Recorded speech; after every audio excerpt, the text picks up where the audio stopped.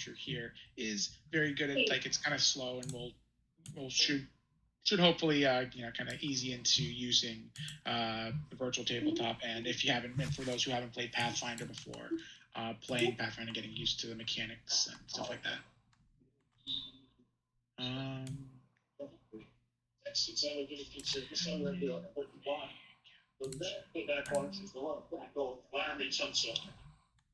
He is the one who needs medical. I get too far. I want to make sure that I have posted. Where did you send that password to? The passwords I've DM'd in Discord. So if you check your direct messages in the Discord app, you should see from me. My actual Discord name is Baka Penguin. So that's where that's the person who will send you the DM. Okay, give me a second here. I need to get back to Discord.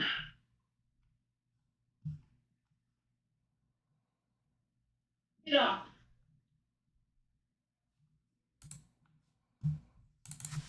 Come on.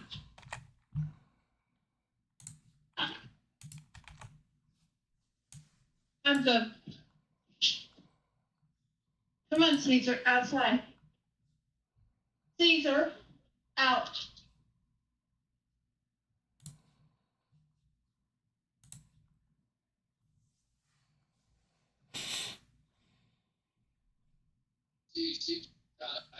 The last couple of days, I'm going to try and watch ball, but it got to where I'm not sure he really believed in what was going on up front. I'm getting alerted up now. I apologize. I'm on mobile. Yeah, okay. Got it. Okay.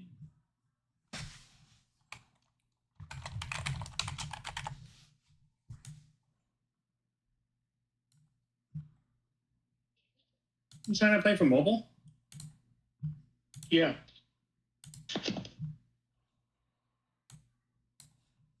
Unfortunately, what Sean didn't tell you is not only am I on dialysis, I'm actually legally blind. So I have a little trouble being able to see without it.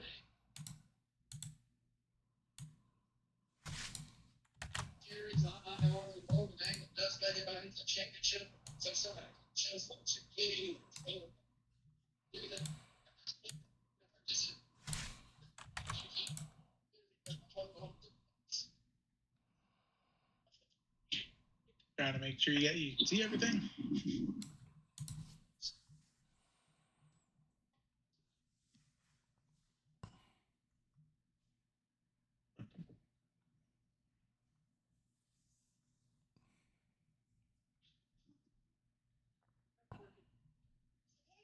Oh, it's difficult for him to see, but he can see good enough. Yeah. That's understood. Understood. Okay. Just set up here. Is everyone just make sure?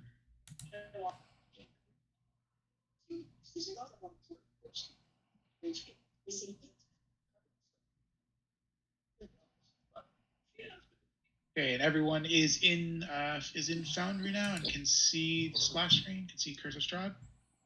It game paused. Yeah. Yep, I can see it. Game paused, yeah. Okay. All right, let's do this. Perfection. Okay.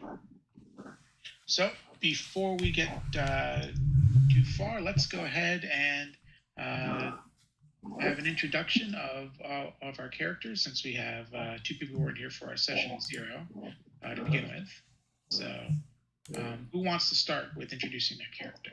And everyone here has been mercenaries, so at least know of everyone, if not having been directly chatted with them before. I'll start. My character is a orc. Basically, the Paladin. Basically a tank, but his character is mostly, like I said, a his name's Quixote. He's modeled after Don Quixote, tilting at windmills, naive, but very justice oriented, and hates evil in all forms. Justice.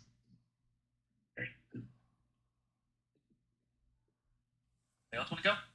Hey guys, I'll go ahead and go next. This is John. So my character's name is Cancera, and she's going to be a human cleric. So she'll be trying to keep everyone healed up. Different type of game. She's a good character. She wants everyone to survive. She's willing to sacrifice her own self to heal others. Right. Can you hear me? Yes. Yep, we can hear you. Okay. I'm Paul, and my character is Lockin. Full name Lockin Glithar. He's a tall, lean elf ranger whose life has been shaped by tragedy and a vow to combat the undead. He's a reserved but vigilant protector with sharp emerald eyes and a quiet strength honed by years of survival in the wilderness. Lockin's primary focus is ranged combat, expertly wielding his bow to strike down foes from a distance, but he is equally prepared to engage in melee when necessary, using twin weapons to maximize his strikes. His Hunter's Edge flurry allows him to rapidly fire multiple shots with improved accuracy, and his feats, Hunted Shot and Twin Takedown, enhance his ability to deliver swift, precise attacks, whether in range or close. Driven by a personal vendetta against the undead, Lockin is a dependable scout and fierce defender of those he travels with. Excellent.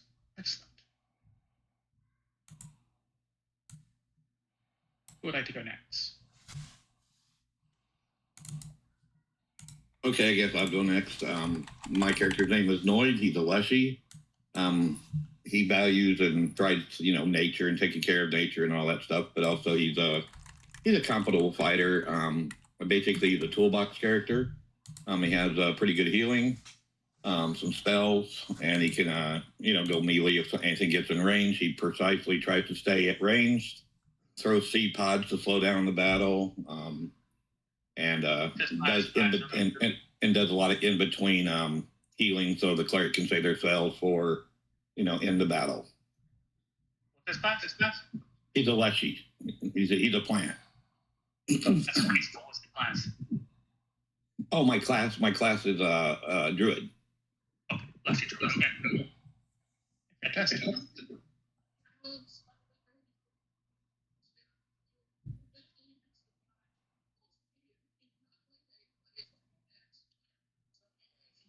What's your character's name?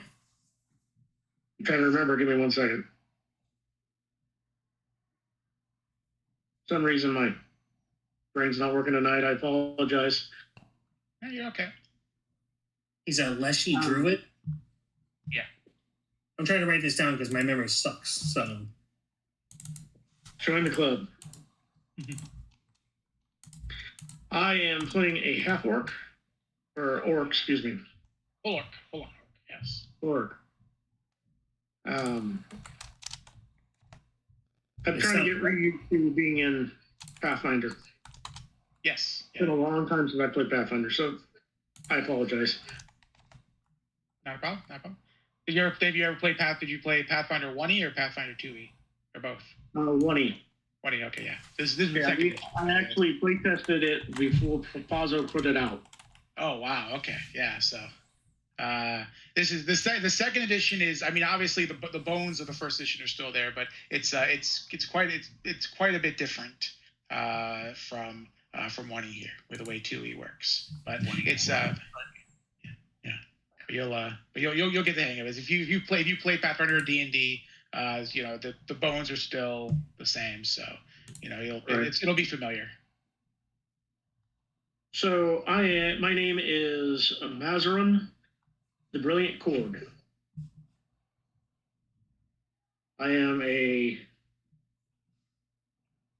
like I said, I'm an orc swashbuckler.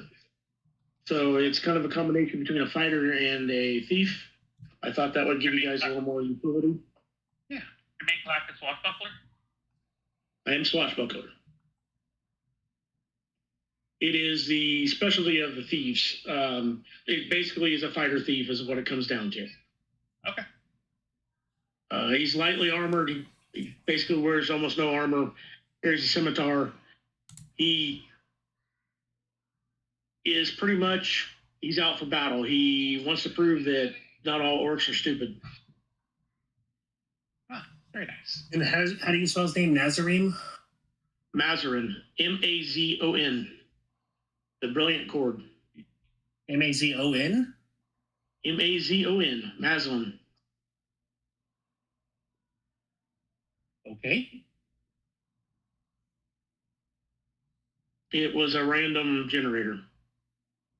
Mazon, no, isn't it Mazon or Mazon? Okay. It says Mazorn, I think, in on here. I think there's an R. Is it? Okay. Yeah. It's up to you though if you wanted to be an R. You said it was generated, so I mean that's the. So I mean if that's generated, the generated was Mazorn, I think. Yeah, Mazorn. Yeah, let's go with Mazarin. Okay. Mazarn. Got it. Okay, there you go. Hey. Mazorn it is. Okay. And I'm sorry, I suck with names, but who's playing Mazarn again? Thomas. Thomas. Okay, and Sean, you're playing Noid? Correct. John, you're playing what? Cancera. And Sarah? And your character's a what? Human cleric. Human cleric. Okay.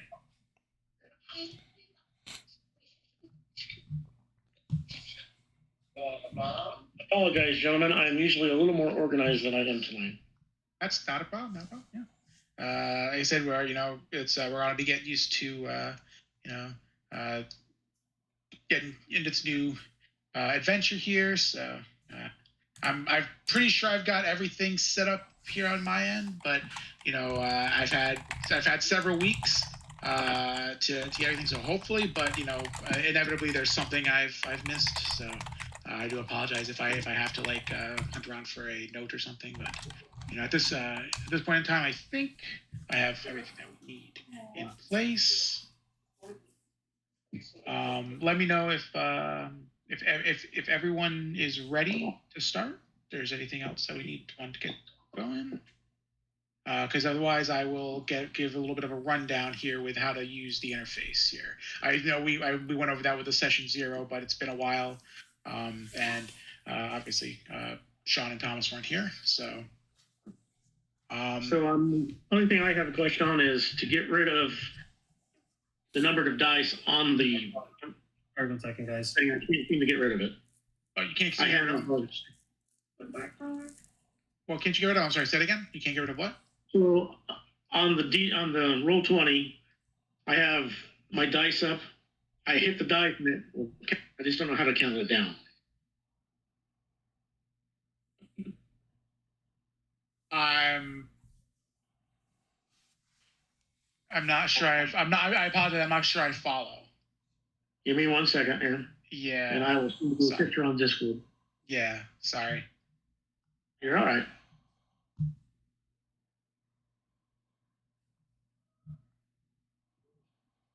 I'll send it straight to you on Discord. So Yeah. Okay.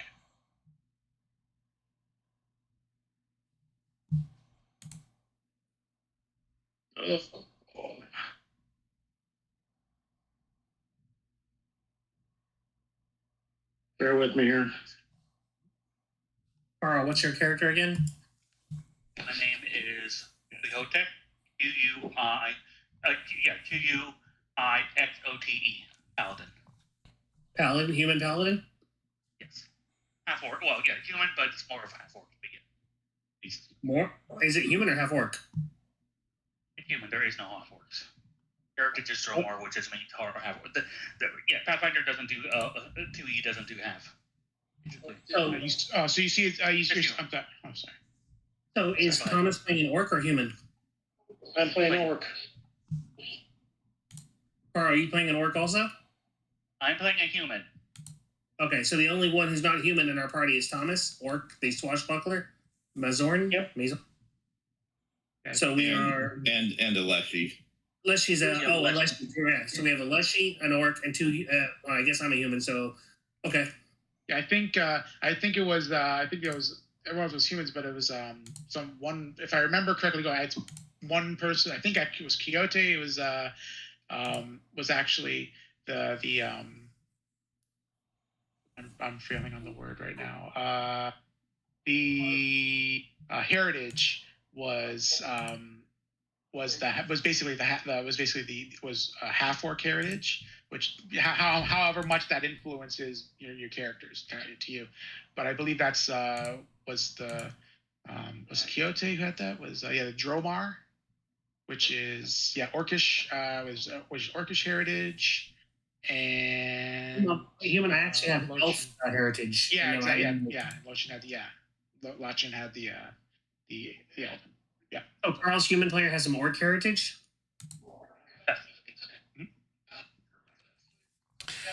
Hey, Jack. Okay.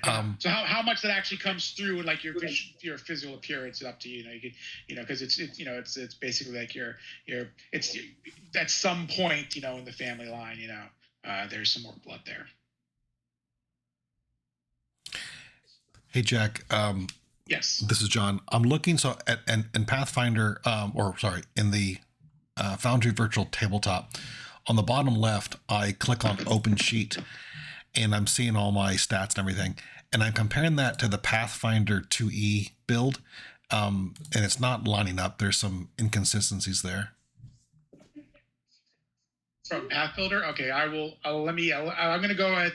go through and re-import everyone just to make sure everyone is completely up to the current version. Oh, nice. Like if any changes were made or whatever. Gotcha. That might just be what it is. Like changes were made. I have to go through just resync everything. So I'll go ahead and do that real quick here. Okay, but first, Thomas, for this thing, it looks like you set up a roll in the side there. Okay. Is what happened. So I think just clicking the roll button or hitting enter would send that to the chat log. All right. Would clear all that out. Okay. I think that's all that would need to happen. That's what it looks like is going on there. Okay. Let me go ahead and resync everything.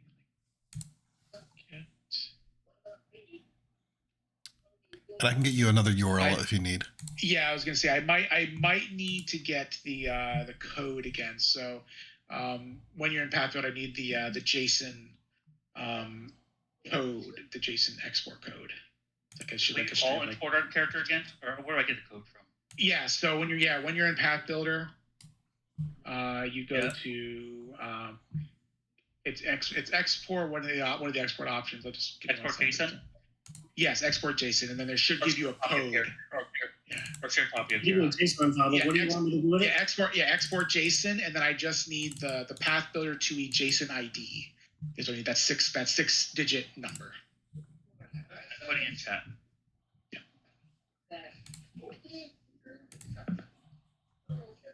So when you're in Pathbuilder, you go to the menu, export. Yep. What would you want us to put it? Just message you or just put it in here? You can message it to me or in the chat, wherever you want to put it's fine. Wherever is easiest to get to.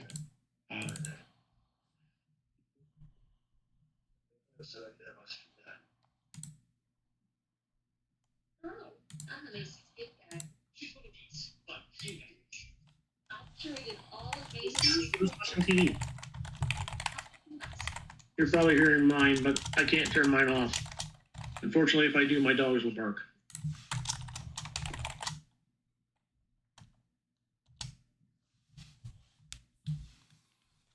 Should be far enough away that you shouldn't be able to hear that.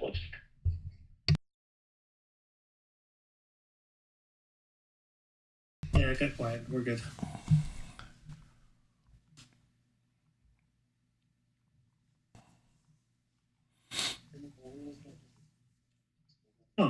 Weird. Okay. All right, why are you sending that to me? My character. I'm just sending everybody to my character directly.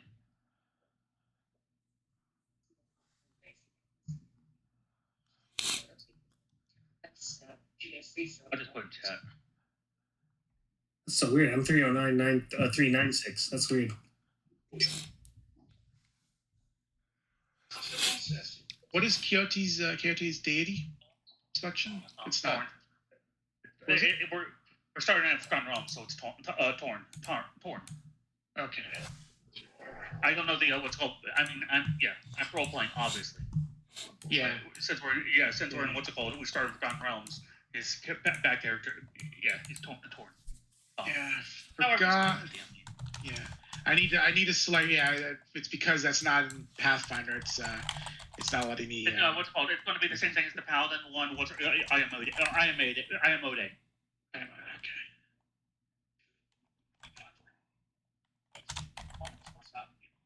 But yeah, if you need a Pathfinder, one's going to be I am Ode.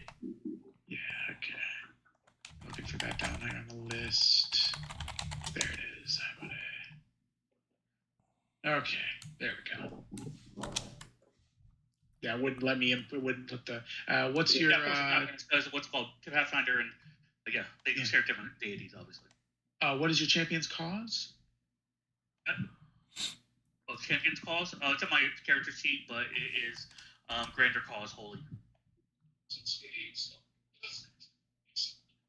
Oh, can I bring up one thing? What's up? My unarmed attack on my Leshy, it's basically a vine I create from my hand, and I can use it melee, but also it can reach out to like 10 feet. Nice.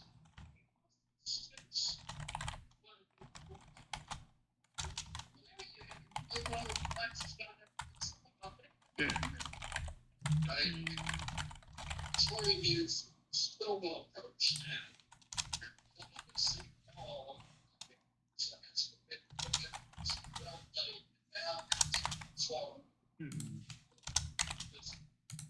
It's only showing me justice, liberation, and obedience here.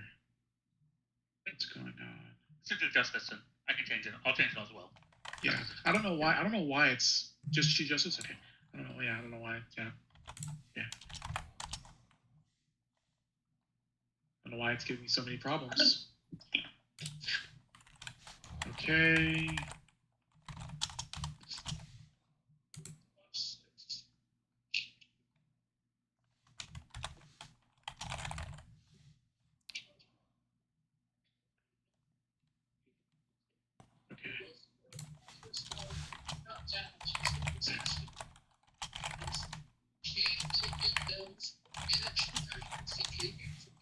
Alright, okay. I think it is imported. Check Quixote to make sure that it has imported. It didn't import the equipment. Yeah, okay. Hold on. Did it? Did or did not?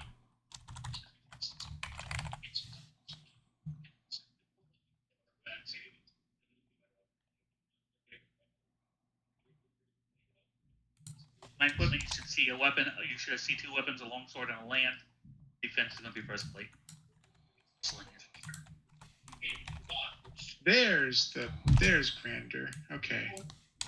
I don't know why it wasn't showing up before, so now it's actually showing me the correct option. So now I can select that.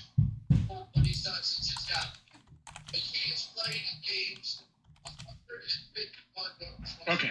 Okay, there we go.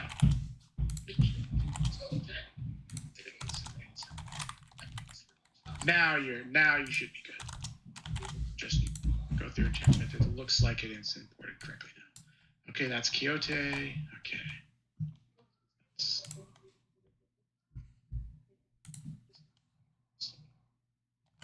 Next, I got lock in.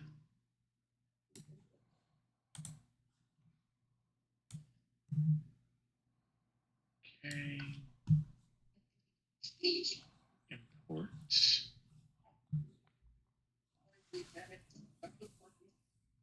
I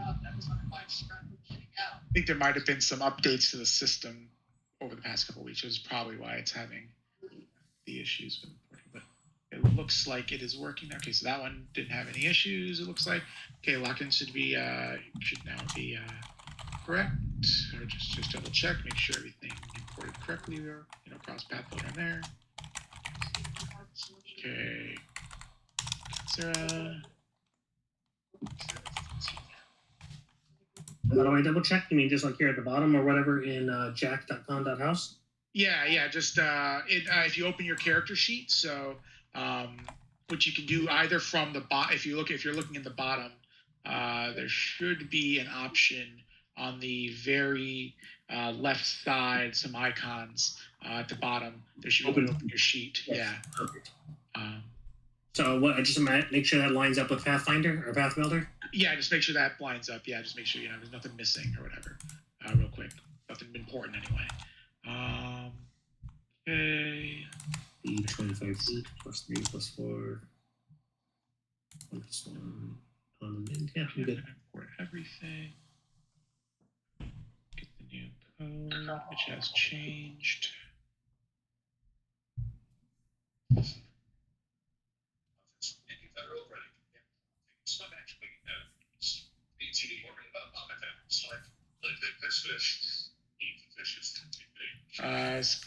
Consider sanctification is holy.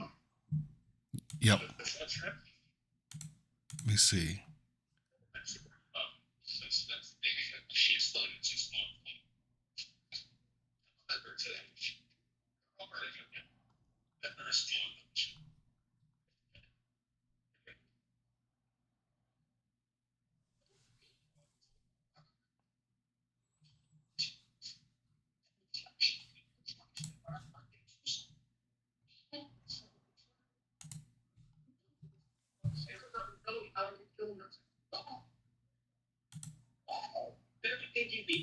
Oh, nice. Yeah, that looks better, Jack. Thanks. Yep.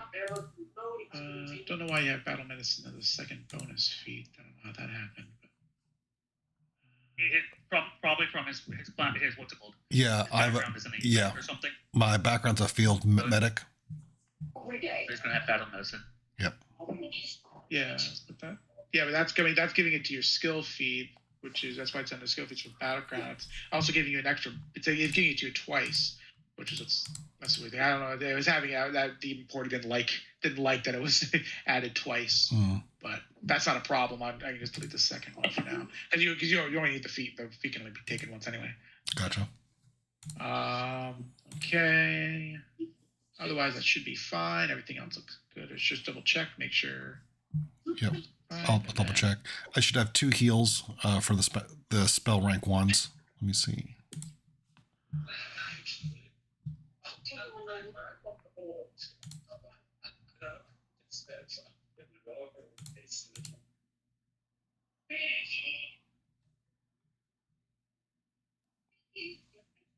You prepped, 2 heals and a bless. Yep. Perfect. Okay. I think we'll probably have plenty of heal because we have the cleric, and then I can do quite a bit of healing too. Yeah, you know, we don't have any wizards or sorcerers. Why it looks like that.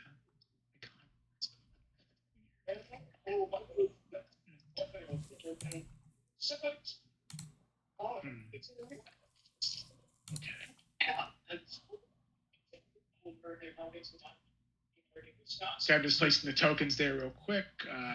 I don't know if the full UI down at the bottom is showing up. If you're seeing your character's portrait. My character's portrait, yes. Mm-hmm. Yeah. You should at above there if you want. At the bottom there, where your character portrait is, just the side, you'll see that there's a series of numbers. It has your fortitude, your reflex, and your will saves, as well as your stealth for if you're trying to sneak around, perception for when you're trying to spot things or look or find things, and athletics, trying to lift things or break things. I see him.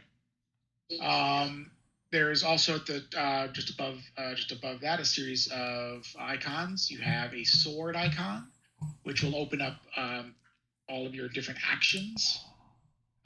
This will be like if you have weapons, they'll be there. You can draw them and attack with them from the sword icon. Your inventory is there. The next icon over is your inventory. If you're a spellcaster and you have spells, the next icon over will be your spell book.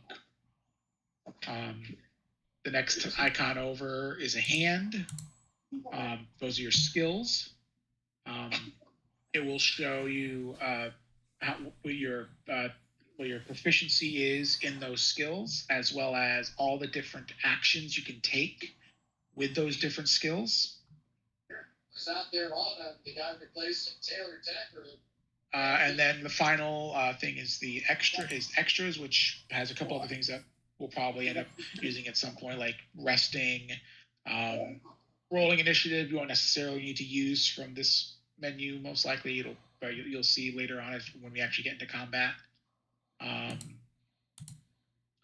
There are, if you notice, just below those icons, there are a series of boxes.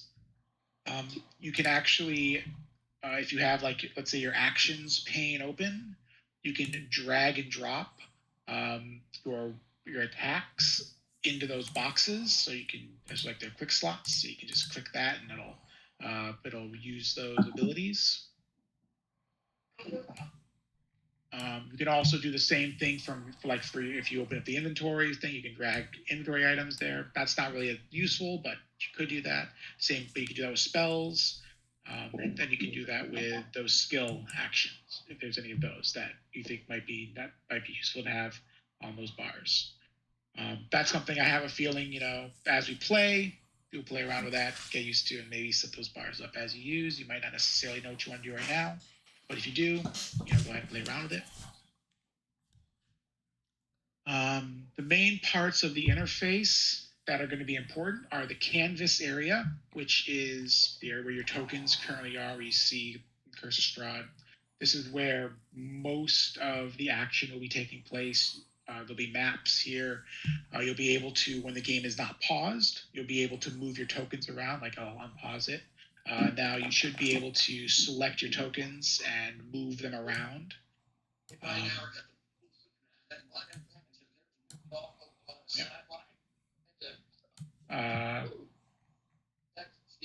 We saw those ones that were embarrassed.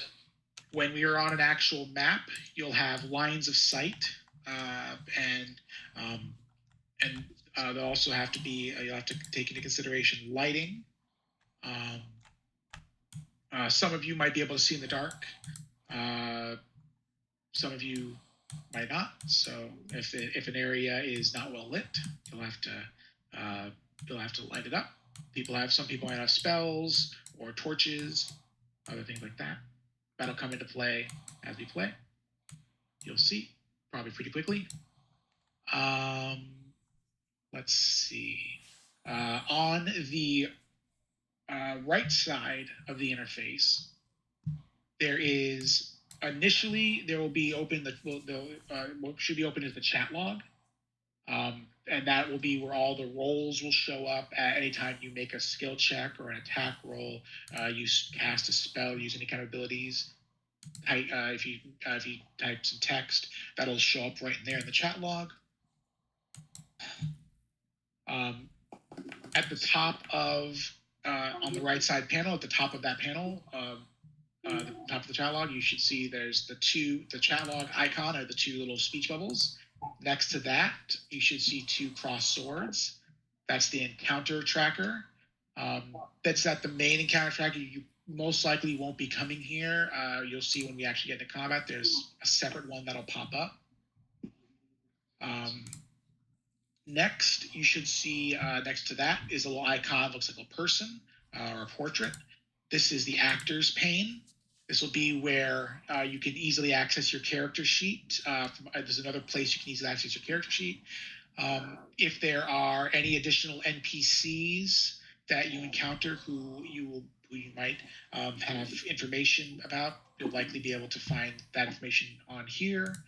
You'll see that going forward.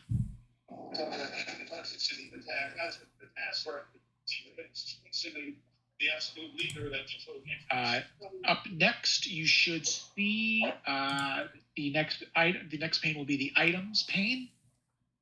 In here will be any additional custom items that the campaign calls for. Most likely it'll be stuff like keys, are like the most typical stuff that'll likely be in here.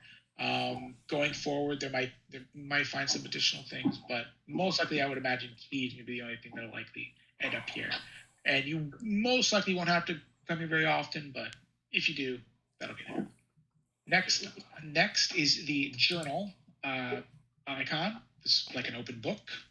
The primary thing you'll be finding here will be any kind of handouts.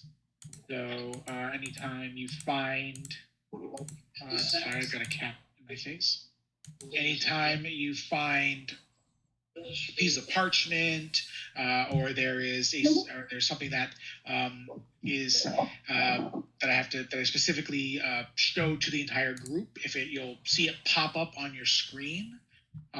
Initially, it'll pop up, and then I'll let me do something. I'll give you like a test to show you what that is. So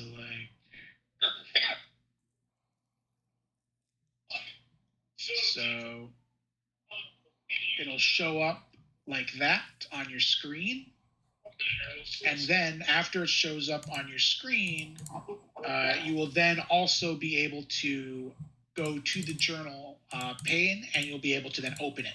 So you'll be able to close that, and you can just reopen it at any time from the journal pane. Any handouts that I submit will be available to reopen from there. So if you closed it or whatever, you can always be able to just go there and get it again. If you want to look at it for whatever reason. Let's see here. The next few panes are not likely to be very necessary. The playlist pane, maybe. There are some sound effects that I'll be using, so you may at some point need to, if for any reason need to adjust some volumes. You should be able to do that in there. I think I've got everything adjusted so that it's not going to like blow everyone's eardrums out if you're using like headphones, because I'm using headphones.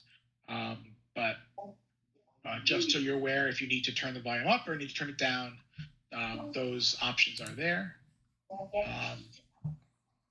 And then there is the compendium packs, which looks basically like a closed book with a symbol, or like a little symbol on it.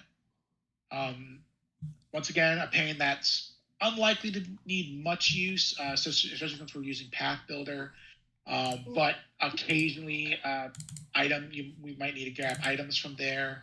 And the compendium, you can search it for rules, like Pathfinder rules or Pathfinder abilities, stuff like that. Pretty much everything is in there. So if there's something you want to search for, there's a search bar at the top of the compendium packs pane. Then you can just kind of search for pretty much anything in Pathfinder, and it'll come up and you can read it there. Let's see. And then the final pane is the settings. If there's things you might want to adjust about the UI, you can go to the configure settings button, which should be one of the top buttons on the settings menu, and that'll let you adjust certain things initially, like the how big the text will display, and a few other potentially convenient options or quality of life options that you might need. So those can all be adjusted there if you need to. Let's see after that. The pane on the left-hand side. I know we're going to have to stop here at 9:30, right? Pause here at 9:30. Let's take a break for a minute to take care of what I need to, and then I'll jump back in. Okay, yeah. So let's go. So I guess we'll take a break. Let's know. So we're gonna need 30 minutes. How long? Would it be? About 30 minutes. It takes me. I have to get set up to be in for my dialysis. Right. Okay, understood. So, so about 30 minutes. So everyone. So I guess we'll take a intermission here. No, I still got 30 more minutes. It'll be 10:30 Eastern time. 10:30 Eastern time, 9:30 my time. Mark. So, Oh, okay. So we can continue. yes, sir. Oh, Perfect. you said in 30 minutes we need to take a break. Okay. Right. So got it. So Yeah. in 30. So in 30. Got it. In 30. Okay. Okay. So in that case, I will go over the next section here on the right-hand side of the controls. The primary controls here that you will be using quite regularly, and it should automatically be on the first set, which is the token controls. It looks like a little person portrait. The initial kind of like box or crosshair thing is the selection tool, which is the one you're going to want to have most. You're going to want to have selected most of the time. But just the next one down is the select targets tool, which you can use to select a target. That'll become important for certain tasks, specifically when you're making attacks in combat, or if you're trying to target someone with a spell, or trying to heal someone. Targeting will be very important. It lets Foundry know that's the character you want to cast your ability on, or attack, or do whatever you're doing at. And when you make your rolls, it'll tell you, it'll do all the calculations for you without even having to figure out. It'll specifically say in the chat log, if you hit or if you missed, and stuff like that. Let's see. Just below the select targets tool is the measure distance tool. So when you have that selected, you can then click anywhere on the canvas and then drag outward, and it will measure that distance.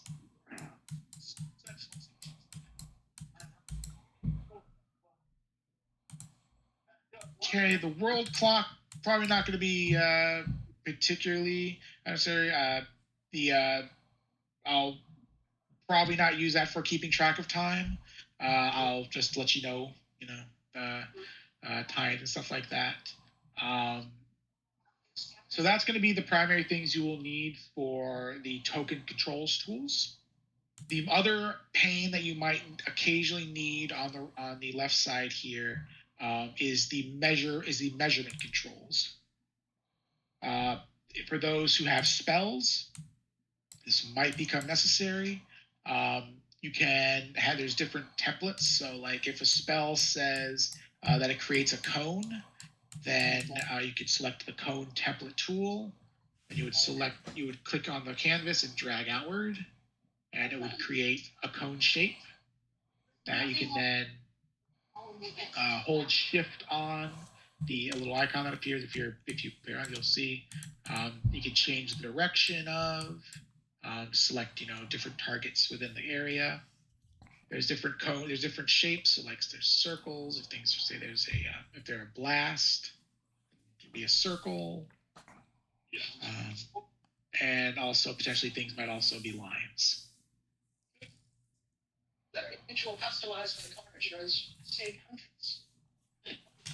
Sometimes for those who are spellcasters, one of the things I do actually like about Pathfinder and the setup here in Foundry is that if you look at your spell descriptions, they'll often give you it'll say there'll be a little clickable button that'll say your spell creates a 30-foot cone, and if you click the button, it'll actually create the template for you, so you don't have to draw it out. You don't have to go to those tools. It'll just you just click the button and then select on the canvas. It'll plop it down for you.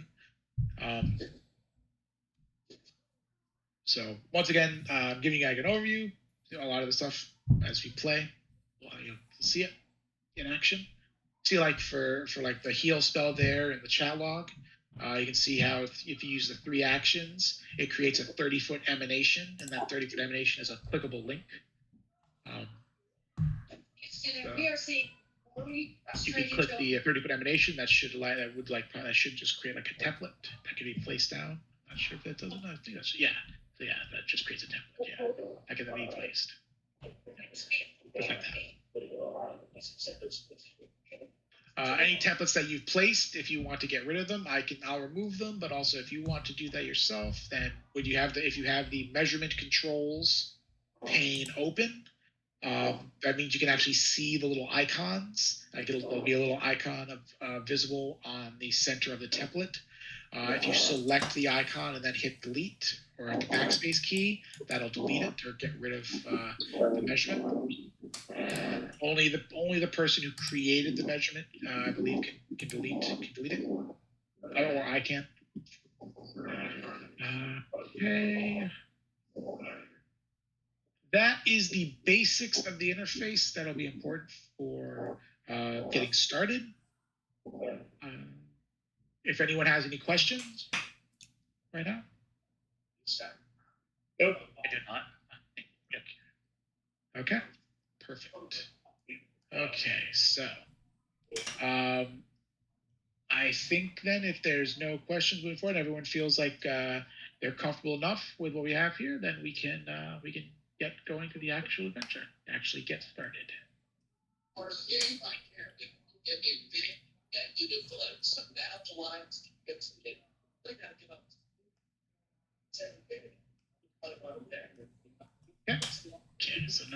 Okay, so no questions. Okay, good. Just please. Sorry. Give me 1 second. Did we lose someone? Is the Death House important, or is that was just testing around the FQF quest? The Death House. This is our beginning quest. Basically, why are we going in here? Why are we going here? The Death House is basically we're at Band Adventures. We're going to go explore the Death House because that's what we heard rumor we had.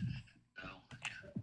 Yes. I'll reread the setup here. I'm gonna do the whole reading it as we get in. It looks like everyone is not in. Sorry, it looks like.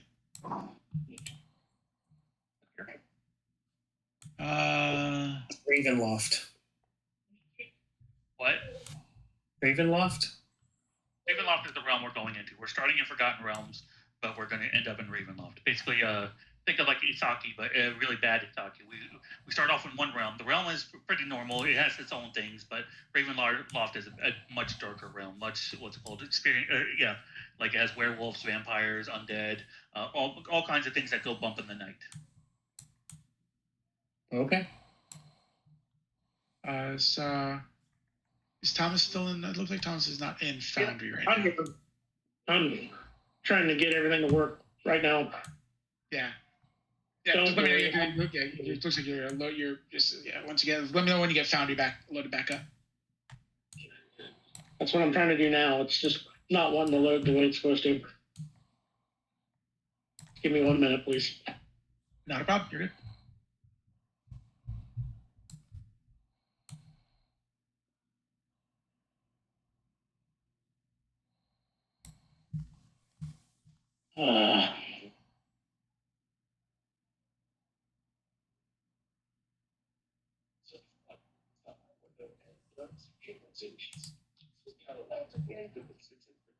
Chat, can you send me the Foundry address again, please? The link? Yeah. Yes, please.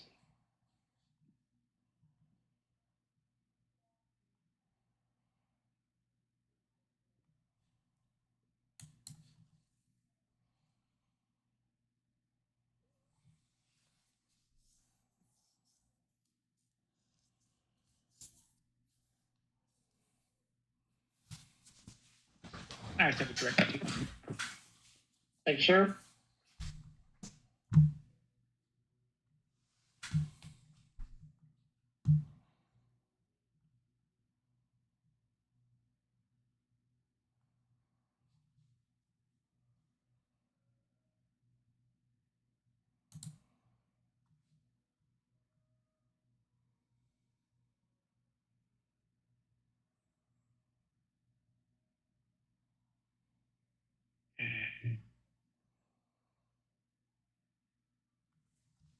Okay. This all here. Still just want to make sure everyone is loaded into the tabletop. Let's take this. Just he's the moment. I can't see it.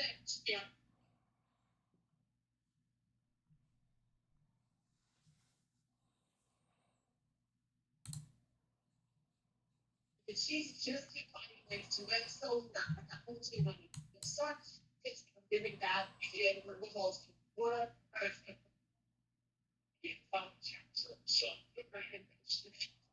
Alright, give me 1 second here. For some reason, my password doesn't want to work. And that has everything to do with me, not you guys.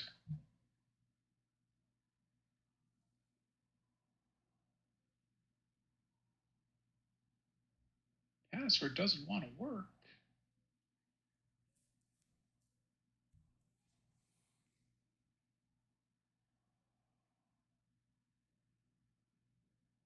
I can't remove that heal that I put in the chat window, right? Yeah, remove it. Yeah, so that clogged it up Yeah. the chat. Yeah, I mean, I can remove if you don't want it. I mean, we don't have to have it there. No, I didn't know how. Yeah, no, yeah, yeah, you can't delete it. I can delete it. Oh, okay, good.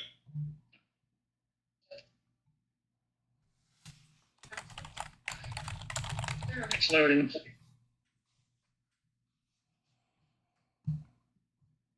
Okay, it looks like yes. Okay, it looks like you have loaded in. Okay, so yes, now everyone is in.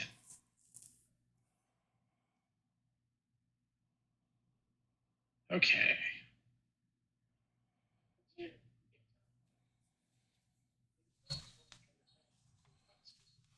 Let's get this started. I apologize. No, you're fine. Whenever we walk into a room, I mean, can we like cast a perceptions check in general, or do we have to even see a sign of a trap? You know, like, you know, when you walk in a room, we want to look around extra carefully for anything, hidden traps, anything out of the ordinary? You know, I'm just wondering, you know, would it be good advice to cast perception checks continue all the time? Well, so specifically, what you'll do is like you'll just say if you're gonna search the area, there actually is a you essentially have what amounts to like a passive perception all the time, but in Pathfinder you specifically like say you're speaking. And then I actually will behind the scenes I will make a roll privately based on your character's stats to determine what you actually find. And then I'll let you know. So all you have to say is like, you know, I want to search this room, you know, and then then I'll make the roll, let you know what the outcome is, what you find.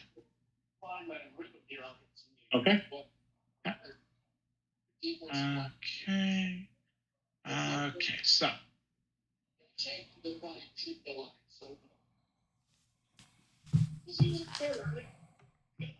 Highharvesttide in Daggerford.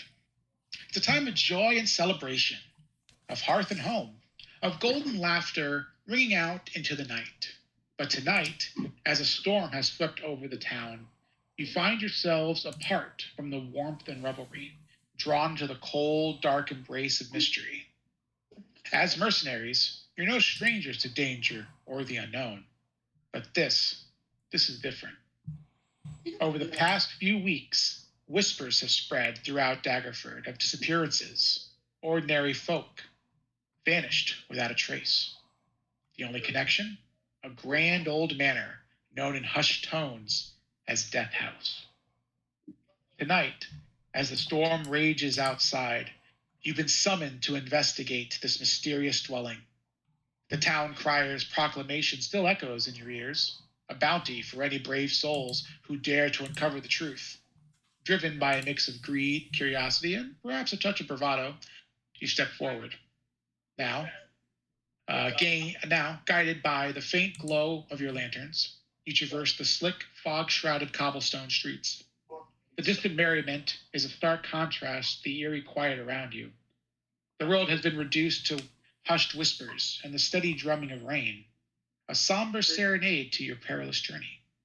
And then, as if answering an unspoken summons, the mist before you part, revealing the grim silhouette of your destination, the Death House. Its dark stone facade and towering spires loom ominously against the storm-tossed sky, a wordless challenge against your resolve. Okay. Everything's fine. What was the connection though? You said the only connection is this house. Like, everyone went. Everybody's coming here and Connection, yeah, you're the house and at least having seen each other, prior, because you all received, the message, received word to, received basically as mercenaries to, check out this house. Okay. Otherwise, how close do your characters know each other, other than just having, heard of each other? Then that's up to you. Yeah, I made it like we're 5. I'm thinking of it like we're new to the Adventurers Guild. So we really trust each other because we're new to the Adventurers Guild, or because we're all members of the same guild, but we don't actually know each other. But there is a certain level of inherent trust since we've all made it, and this wasn't just like a run-of-the-mill guild, like a police officer, just being like a fellow police officer, I have to trust you, but I don't technically know you, So that would be our level of trust between each other, general trust. So, there you go. I think we all agreed on that. Sounds good. Yep. So, if I choose to backstab some of you, it will be because, you thought you could trust me. Just saying. Well, there you go. Well, now we know that. I am the Paladin. You can trust the Paladin. Oh, sure. Typically, rather trustworthy. As a general rule. I'm okay with it. Just, you realize I can backstab you too. Yeah, I heard. Unless you don't trust any humans. I don't know. These leaves, the leaves look pretty. So you're like a walking plant or something? Exactly. Cool.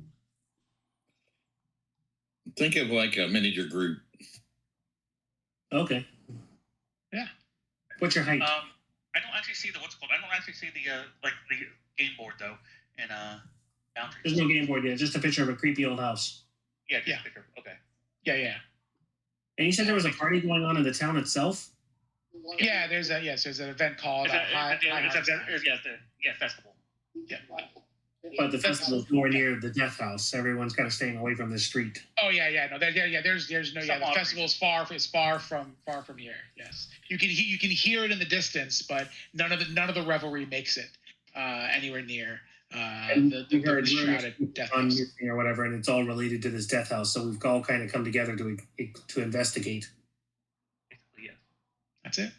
And whoever asked what Noid's height was, he's like a short human, like 5'5". And so there was mention of a fog. So did we, I guess, come away from this party and we're transversing this fog, and the fog opens up and we now see the death house? Correct. Yeah, exactly. The mist kind of as you reach the location of the the known location of the death house, then the mist just kind of like parked, kind of revealing it, there ahead of you. So Locken's going to joke that why don't we just set this thing on fire from the outside and call it a day? In theory, we could do that, but let's not. I guess. I think there's some things that could happen. What if the people who have gone missing are actually inside the house? Probably be bad to set the house on fire around them. I know our guild leader would probably be unhappy with us. Certain things are magical too. Like it could be rebuilt or something the next day. We'll be careful. I'm just saying, how cool would it be if we could actually solve this problem just by setting it on fire and walking away with a grin on our face and getting a beer at the tavern? So is this just is this just the house, or is this like a grounds with multiple buildings? Do we want to explore, or what's kind of the next step? Let me read this, and then I'll move the map ahead. You'll see what we got. Hey, is Thomas back? Is Thomas back yet? Yeah, I'm here. Oh, okay, wanted to make sure. Yeah. I said I'm game for setting it on fire. I'll even supply the oil. As a paladin, cannot do innocence inside. I cannot condone. I'm not sure that they're inside. Why don't we cast a detect magic or detect life? If we get nothing. Man, looking down the street that needs help and is hungry. There could be other adventurers like us that maybe they're already in the house. Oh, sure. Bring logic into it. I mean, all right. What's this house look like? It has about 7, 8 bedrooms? 7 or 8? Well, so a grand manor stands before you. It's 4 stories of cold, soot-stained stone, tall, narrow windows, and high-peaked roofs forming a picture of austere, chilling grandeur. Midway up, a narrow balcony juts out from the 3rd floor, offering a grim perch from which to survey the surrounding grounds. The centerpiece of this imposing facade is the portico, a stone arch standing sentinel before the house's oaken doors. A wrought iron gate fills this arch, its rusty hinges creaking as it sways in the wind. On either side of the gate, oil lamps hang from the chains, their light dim and flickering, casting a sickly glow that barely pierces the surrounding fog. Beyond the gate... Sorry, do we have to go through the iron gate to get to the front door? Yes. Okay. Beyond the gate, a set of sturdy oaken doors stand closed, framed by the gate and the lamps. The doors are old and weathered, their wood darkened by time, but they stand strong and proud, an unwelcome entrance to the house beyond. A gust of wind sweeps past you, carrying with it a whisper of cold dread that sends shivers down your spine.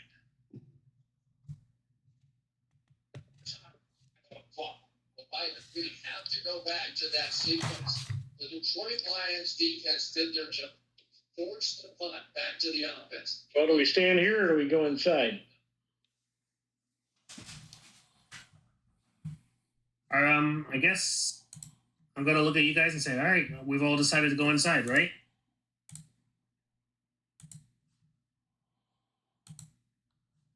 Oh, I vote the Paladin goes in first. The Texans have really taken it to them at the first half. Is this thing on? You open the gate, then you head inside. Then you open the doors. Sounds like a plan. Can I cast? I want to go ahead and cast a pre-spell. You want to go? You can go ahead and do that. On the Paladin up front, I want to cast light on him. So what do I do? Click light?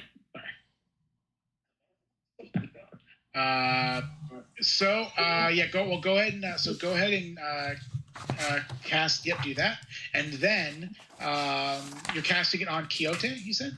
Yeah. Okay. So so you should do. Carl. You see where it says in the chat log, spell effect light. If you drag and drop that onto your token, it should add the light effect onto your character. Yep, there you go. Keep going. Okay. Are the rest of you just standing out there? So I'm going to look, before I go in, I want to actually check the perimeter or everywhere all around the front door, maybe, probably within 10 or 15 feet of both sides of the front door. I just want to check the perimeter with some kind of a perception check or something, just to make sure I'm not missing keys underneath a doormat type thing or, a vase out of place. I just want to make sure that there's nothing, we just don't want to rush right into the house. I want to check the outside real quick, but not I'm not going to do a full 360 walk around the house, but I'll check 10 or 15 feet to the left and right of the front door. Okay. How do I do a perception check or just do I walk around? Nope. You just say you're doing it. You could move your token wherever you want to go to, but I'm making the roll, and you don't see anything on the outside. No keys or anything out there.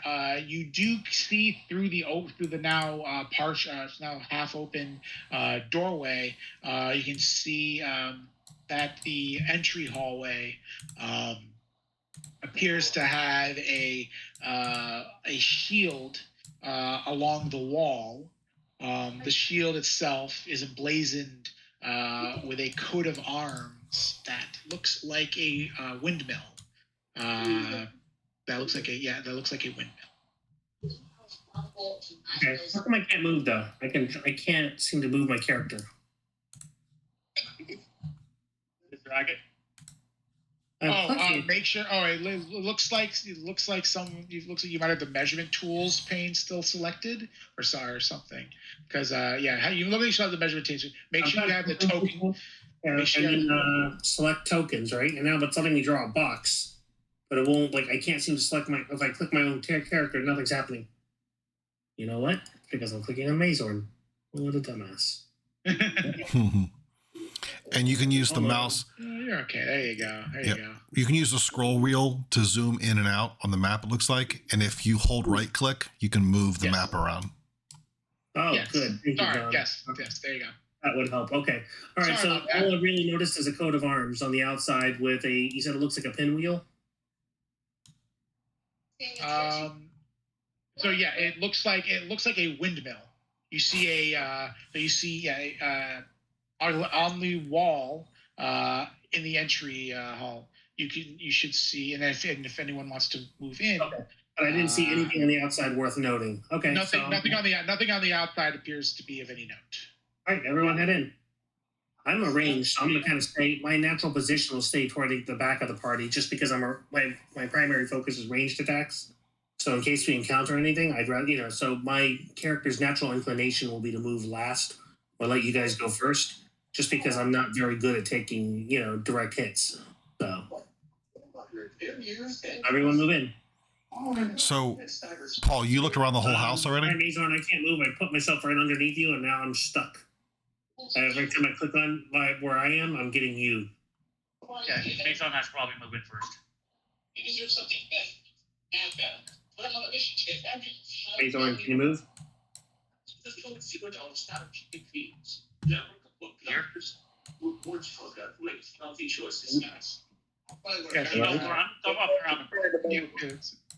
I can't seem to click on myself. I'm behind Mazorn. Yeah, there you go. There we go. Thank you. Yeah. I'm trying to get back to the map because mine went crazy. Here, I'm gonna recenter. I'm gonna recenter the map completely. Here, so give me 1 second, everyone. Each survey has 4 free. Okay. And then you can right click to move around again.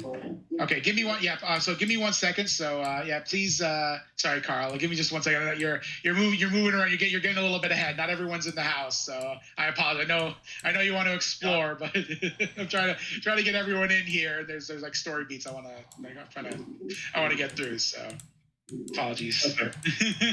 So how about we all go back to the main room? This room here. Yeah. With the coat of arms. Okay.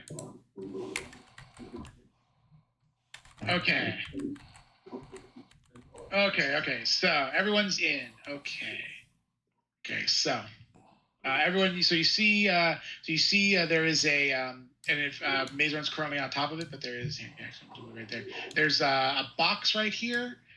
You can see there's a shield on the wall. If you double click on that box on the foyer wall box there, cool. You can see that it shows that there's a shield there on the wall.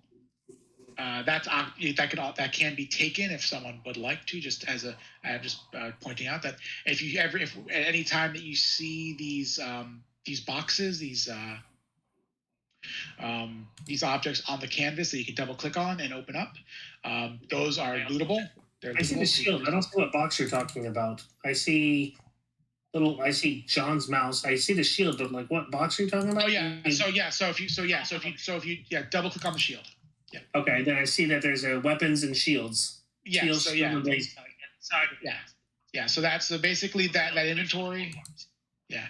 So I'm just letting you know that's basically anytime you see you see something like that, it might look like a shield, it might look like a chest. Okay. There might be other icons, but if you see those will be lootable objects. You can open them up and you can take what's inside there. Does anybody need a shield? Nobody wants it. How's your shield currently, Carl? I'm just letting you know. So, that's the blazing shield. Oh, let me get this straight. Your intent is to walk in his house and just start grabbing stuff off the walls and taking it? Oh, interesting. It's what's it called? It's a steel shield with a heraldry. I'm a knight paladin, so I would like to study the heraldry. Okay.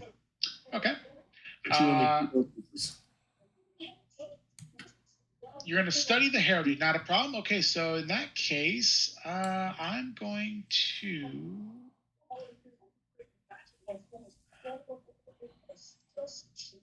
Okay, go ahead.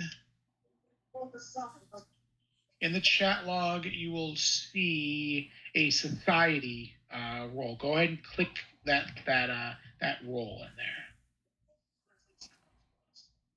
Let's see if you can determine the heraldry of the shield. Okay, so you inspect the shield, and the iconography on this you're not sure. You've never seen any family crest like this at all. Anybody? Does anybody mind if I take the shield? I'm good. I don't care. Yeah. Okay, so if you would like to take it, you can just drag. You can. You should just be able to drag the shield from the foyer wall box. If you double click it, open up. Yep, drag it onto your sheet. Yep, there you go. Perfect. We head on to the big room. Yeah, let's go.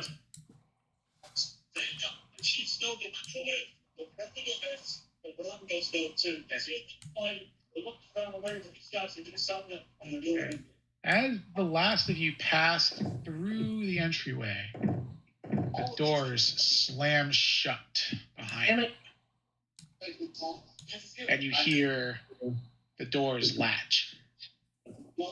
You see a fireplace above at this end of the hallway, and above that fireplace, you see the portrait of a family. A husband, a wife, and 3 children. It says Mr. Gustav and Mrs. Elizabeth Durst, with their 2 children, Rosavelda and Thornbeth, and does not mention the name of the baby in their clutch of their arms. At the opposite end of this hallway, there is a large spiral staircase and a massive grandfather clock. You just that so well, aren't you? As you spot the grandfather clock, it begins to strike. He already started.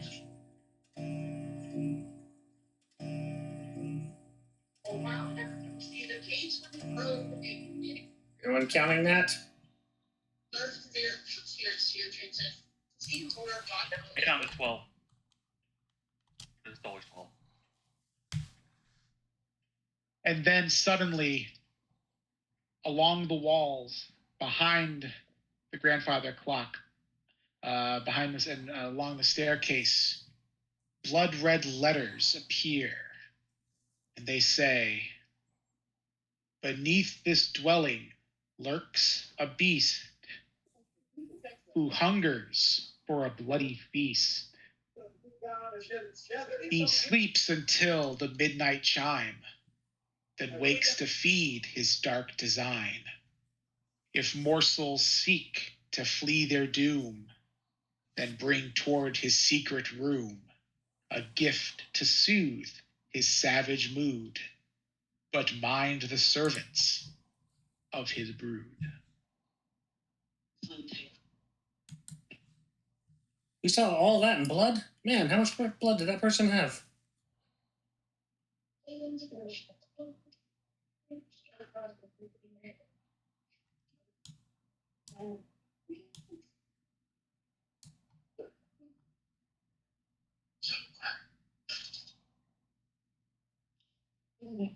Okay.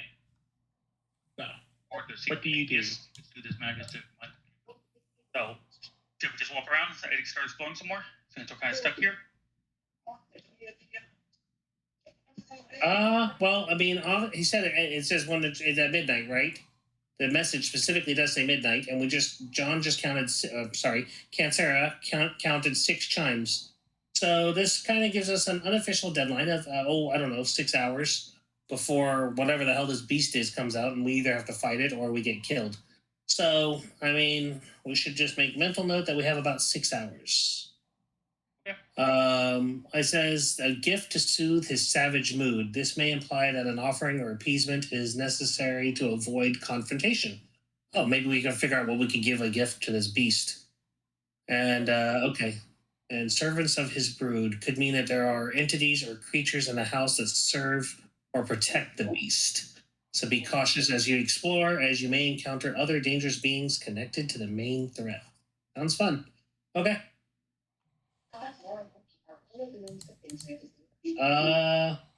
So, Well, I guess we continue exploring. We'll get that message down. so there's also mentioned, if morsels seek to flee their doom, then bring toward his secret room. So that means there's secret rooms potentially in this house, either Ooh, I underground. missed that. Yeah. Oh, it's in the chat too. So I'm thinking like fireplace or clock, right? There's probably a secret lever or secret button. What's everyone's perception number? Do we have what's that stat for perception? My perception is 15. What's everyone else's perception? What?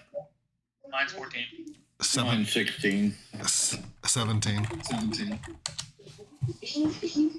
And Sarah, you are our best. I think you have the highest perception in our party, right? So, would you take a good look at the fireplace?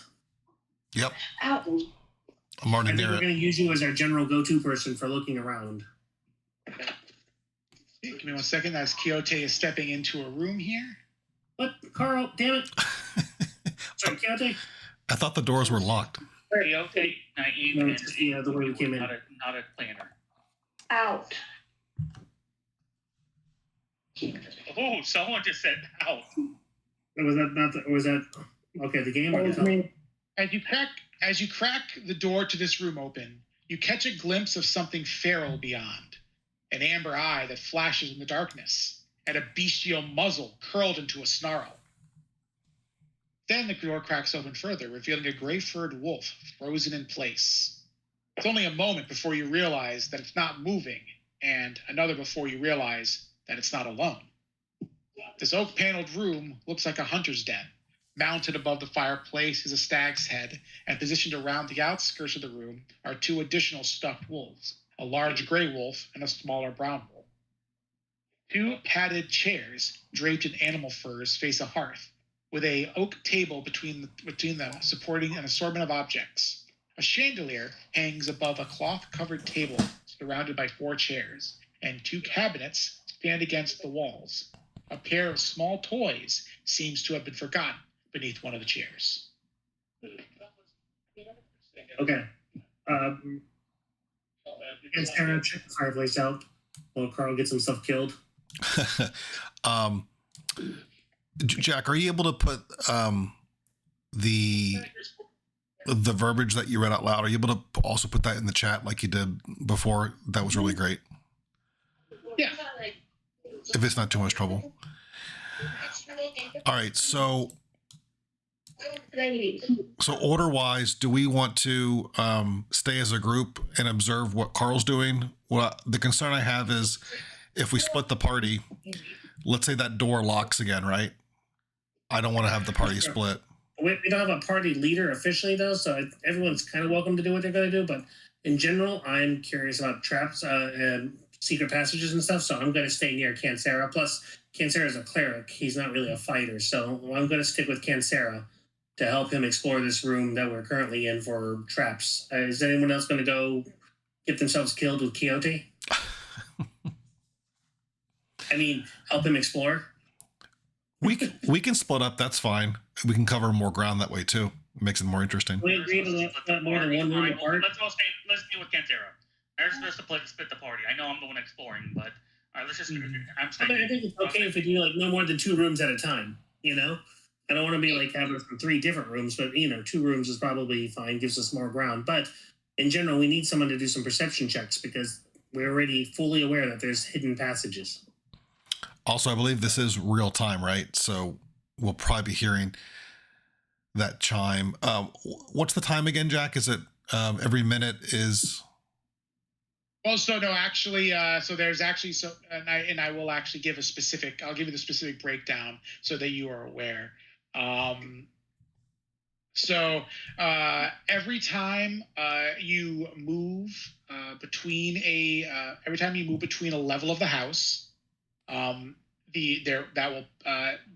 pass about it says that it's about 20 minutes basically. I will check if you actually look. There's a clock down in the bottom right there. Level or There's a room? clock that says time until the clock strikes 7. What happened? Sorry. Every time we move between the level of the house or a room of the house? Every time you move between a level, between a floor. Every time you move between a floor. Yeah. So we can freely explore floor 1 without time passing. Well, nope, because anytime you take time to investigate or seek or search a room, that will also to pass time. And anytime you take any significant break, like if you take obviously if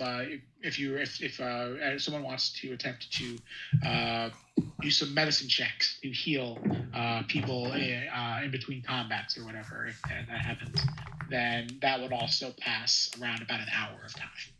So. All right.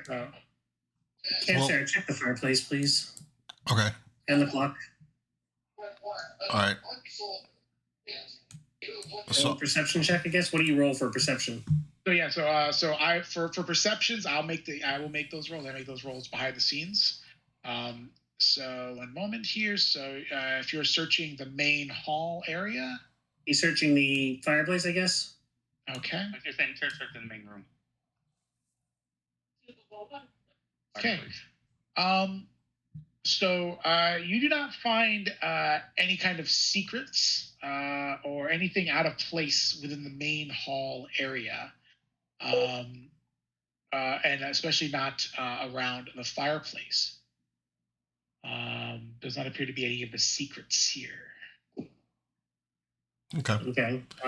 So can I'm gonna give a second opinion. Also, trust but verify. Also, since we don't know what you rolled, John, we don't know if you missed it. So it doesn't help to have a second set of eyes look around the room before we call this room and move on to the next. Sound good? So I'm going to do a perception check as well. My perception number is 15.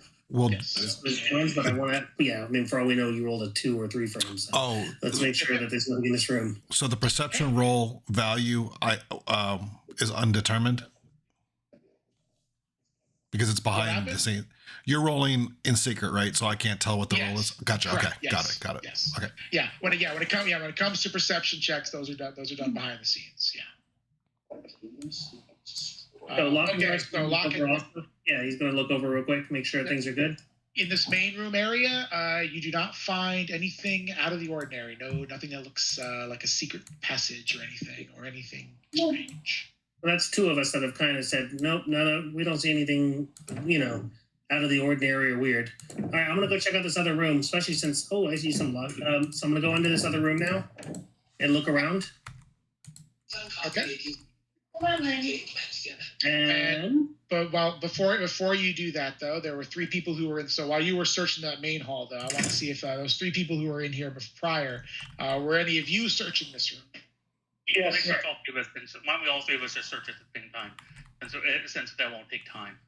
Yeah. So it'll take the same amount of time if all 3 of us search at the same time. Exactly. Yeah, around the room. Yeah, makes sense. Yeah.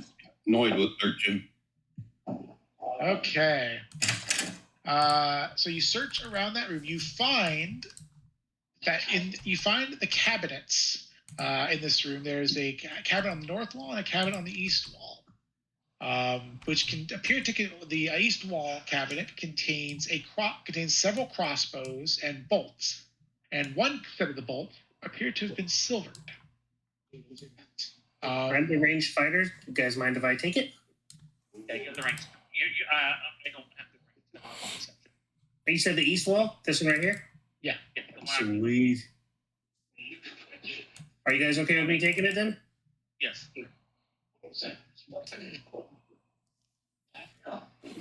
There's a Hold on, there was like multiple. There was And then multiple the- crossbows though. there's heavy there's a crossbows. crossbow and a hand crossbow.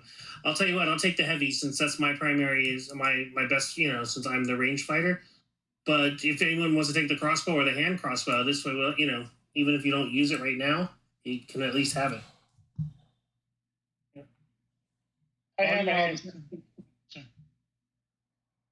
While you're all discussing the crossbows, you notice that the wolves in the room appear to have switched places. The hell? Good point. How There for Jared Goff. It has been do I loot the crossbow? and Back to your quarter. you need 5 so That's And take the bolts too. You're gonna need bolts because bolts are the. I'm clicking on it, but it's only putting apparently a description in the chat. It's not actually letting me click to take Yeah, it. you can't track it. No. Right? Drag and drop it from in that box onto your character token. Drag and drop. Okay. Take the bolts also? Some of the bolts, yeah, because that's the ammo. I'm going to Especially, take one of the bolts and one of the silver. yeah, How many bolts do you wish? the silver And I'm bolts. going to take one of the silver bolts also because we probably want that with a heavy. All right, that leaves So a you're taking crossbow heavy. and a hand crossbow. I think somebody else should take those two and one bolt, just so we have a couple of other ranged people, just in case. Who I'm can cross these two? going to always be rushing in, so it's not good for me. Always good for rushing in. Once we range combat.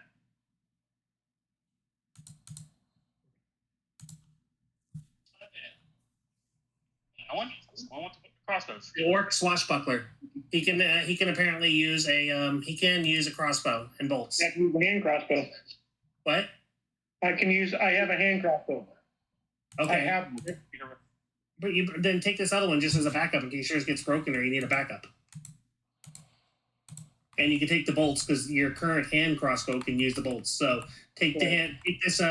Plus, I don't know if the crossbow is better than the hand. Take the crossbow and bolts then, just in case the crossbow is better than the hand one. I'm trying to get it to load. And Cancera, you are next in line for being able to potentially use this weapon. So will you take the hand crossbow and some bolts also, Cancera? I don't think I'm proficient in that. Can I? So just put it in your loot. We can sell it later. I'm just saying we don't leave things behind. Plus, you can theoretically use it. Yes, clerics are proficient with simple weapons, which usually includes light crossbows. Any disadvantage of taking it? We can always drop the loot later, right? Yeah, no, disadvantage, add it you to know, your drop it. inventory. Okay. Do you, GM? Do you want to add? Do you want to mention the North Cabinet? So in the North Cabinet, when you open up, there's a set of playing cards and some alabaster stones. Alabaster stones. Interesting. Now that's worth some money.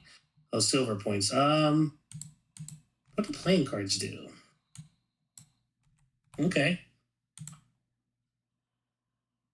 I say the swashbuckler takes the playing cards, since sounds like something a swashbuckler would have. Swashbuckler, you want the playing cards? You can drag it to yourself. Yeah. And the alabaster treasure. What does this thing do? It's just a thing. Who's the only one who hasn't gotten any loot since we've been here? What's that? The plant guy. Noid. Take the coin. Or take the alabaster. Oh, okay. Since you haven't gotten anything really from this adventure so far, Okay, 1 second here. Notice Noid, you notice the door to the cloakroom slammed shut. Mazorn, you didn't take the crossbow and bolts. I did. I still see it in the East Cabinet. I took the hand crossbow. Oh, okay. Then is the hand crossbow stronger or weaker than the regular crossbow? Weaker. Weaker. The hand one? Yep. So didn't you Mazorn, didn't you already say you had a hand crossbow? Yeah. So wouldn't you want to take the regular crossbow, which would be a stronger weapon? I don't know if I'm proficient with it. There, you find that in the cloakroom. I'm not in the east cabinet. Come on, let me take the playing cards. You drag and drop. Take it from where it says playing cards. Drag it to your character. There we go. That's still on. Really? Yeah. I can't get it to tell them there. Let me take it. Now I've got it to my character, but it won't. It literally will not let me. There we go. All right, let's go to the next. All right. Wait. I just moved it over there for him. Okay. Thanks. All right. Now, this room, did you all three cast perception checks in this room? Or, yeah, I mean, we noticed that these wolves are switching around. Anything else worth noticing? You don't notice anything else in this room. What's on the table? The what? The table itself is barren. Oh, I want to look at that toy that's underneath one of the chairs that was forgotten. Okay. You look at the toy, and you see that etched in the bottom of it is the name Thorn. Thorn. That was the boy, Thorn Bolt, in that picture. Thorn Bolt. So, guys, did you guys see that invitation that popped up on the screen, or only I saw it? No. All right. So if you guys go out, because you found it. Oh, that's cool. So guys, if you go outside, Can't go outside. It locked behind us. it did. He's talking about inside that. We can see it now. You can actually see it on the map. Yeah. Look in that little coat room. Go to the main room, Yeah, I'm looking at the cover. and then go to the coat room and look at that invitation.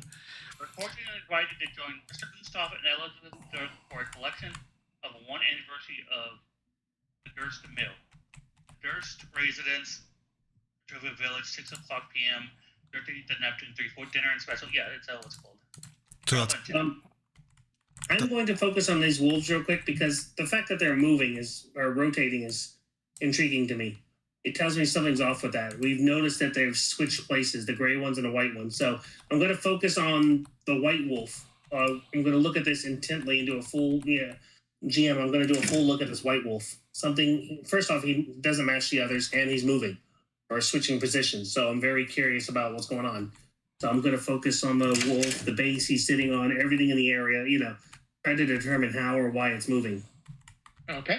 So give me 1 second. I'm pausing the game because people are moving around, so I just want to be able to, because we're doing multiple things here. So, Lockin, you're investigating those wolves. As you investigate, they just appear to be taxidermied wolves. And as near as you can tell, there is nothing out of the ordinary from them.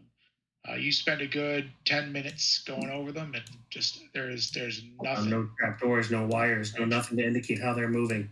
Nope, nothing. The hell? That's still concerning, guys. Those of you in the who have just entered into the dining room area there, give me 1 second, Kinsera and Quixote. Give me 1 moment.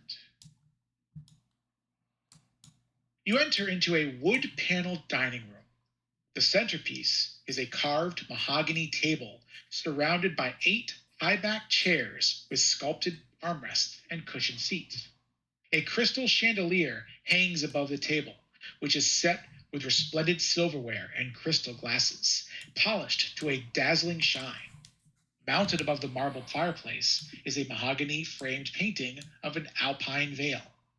The wall paneling is carved with elegant images of deer among the trees. Red silk drapes cover the windows, and a tapestry hangs from an iron rod bolted to the south wall. The table groans beneath the weight of a deliciously looking feast. Exquisite dishes lay on grand platters, succulent roasted poultry glazed with a shimmering honey sauce, perfectly grilled, cuts of beef still steaming lightly, and a variety of cheeses and fresh fruit and freshly baked bread, giving off a comforting aroma.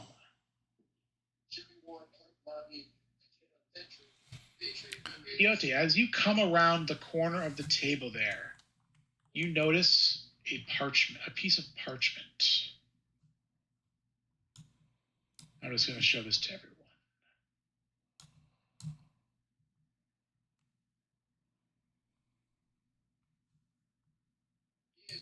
letting any of the noise around him into him is if he's stepping up. He's manipulating the defense size. He's looking for way, trying to hit him with a blitz up the middle, and I got a straight pass for you here. We got Capital G. Excuse me. Wasn't that main character named Mr. Gustav, yeah. And yeah, let me see if I can put him in the chat. Yeah, here we go.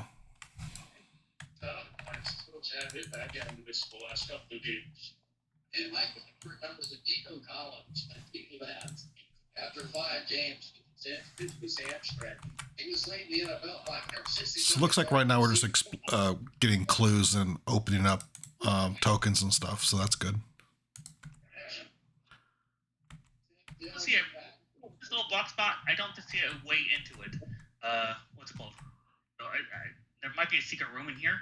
Yeah. On the top, north of the coat room. Yeah, I agree. There's no way into it. Looks a little suspicious. Well, let's continue to the other rooms, and we'll come back. Yep. Situation here. Even remember that he's playing Kansas City, great special teams player, right? And So search the last room. But here we go now. The moment Sure. shift. Someone just went up the stairs. Is What the someone hell? upstairs? I don't think you actually meant to go up there yet, though. Did you actually mean to go up No, I'm trying to Yeah. maneuver around. Sorry. How do I get? there? Yeah, no problem. Here we go. All right, so cool. You can go upstairs. Let's pretend I didn't do that. Down to the south. Yeah. Yeah, let's go to the this room down here Hey, first. Thorn, can you move? I'm stuck in your area, so. These are Hey, okay. I'm trying to. Is Come there, on, You're moving into a wall. Move up. Move straight up. Oh, Yeah, there you go. yeah, Yeah, there you go. is come there on food in. on the dining room table? Yes, there is. There is Oh. a feast laid out there. Lochin, you better not. I'm hungry. Maybe I should cast bless on you first. Please, and let me. Can I do an inspection of the food? I want to make sure it looks normal, smells normal, and then I'm gonna eat it. Damn it! Can I bless the food? Yeah, bless the food. I literally have a spell called bless. Bless just increases combat, like the skill check amount of time, which is safe for combat. So because it's you once you cast it, you'll need a long rest. Oh, to be okay. able to So we'll recast. wait then. Okay. Yeah, you bless You don't want to creatures. just throw away bless. Guys, we could get stuck in this house for. Noid days. enters into the kitchen. Okay, give me 1 second. Since Noid entered into the kitchen there. Damn it, Noid. You enter a tidy kitchen with dishware, cookware, and utensils. Oops. Hang on, sorry. Just a second. Sorry. You enter a tidy kitchen with dishware, cookware, and utensils neatly placed on shelves. A work table has a cutting board and rolling pin atop it. A stone dome-shaped oven stands near the east wall, its bent iron stovepipe connecting to a hole in the ceiling. Behind the stove and to the left is a thin door. In the front right-hand corner of the room stands a small wooden door set into the wall.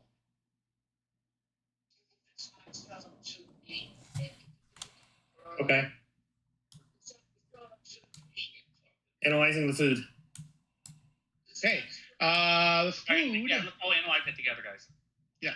The food looks delicious. It looks like food, and it looks and smells tasty. Do we eat it now, or do we want to save it? Like, it's always good to have rations. I definitely would not recommend eating I it. couldn't eat it anyways. All right, I'm going to identify food that could be stored, like nuts, anything that I can put in my pack. I don't want to eat it now, but I mean, when push comes to shove, I want to have some extra field rations. So I'm going to look over the table and find anything that I can throw, that I can safely, I can't grab like a turkey leg and throw that in my backpack, but I could probably grab greens, nuts, something that would, enhance my current field rations. Yeah. Okay. Well, you grab some food. Yeah.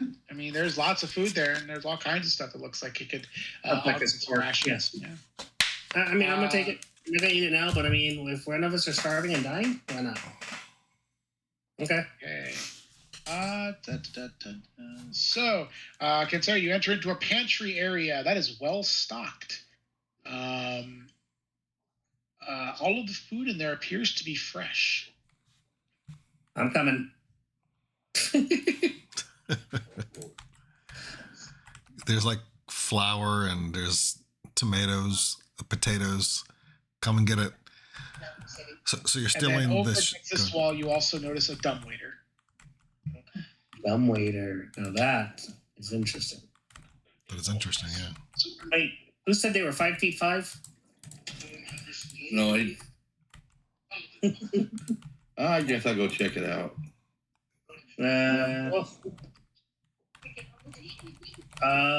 You see the dumbwaiter. You could, you as a small character, you could attempt if you want to climb into it. However, you notice that it looks like it's seen better days. The National Football League. I have never heard 67,000 people scream. Okay. Yeah, there's nothing really we could send up in the dumbwaiter, so. Hold on. I'm going to cast a spell.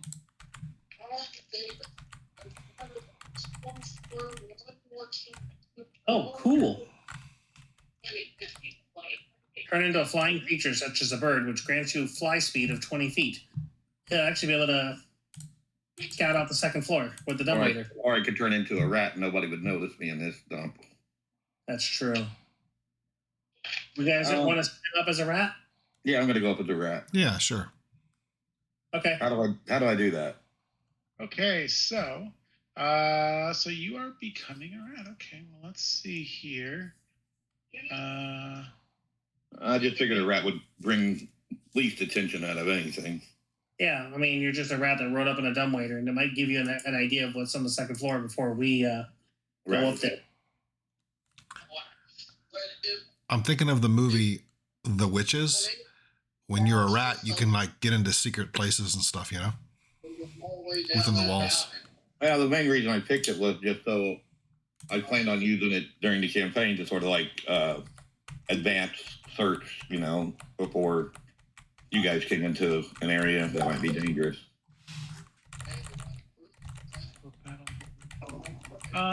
It won't let me drag the pestilent thing onto you. So let me just so you shrink down into a rat, and you're gonna scurry into the dumbwaiter. So you scurry into it.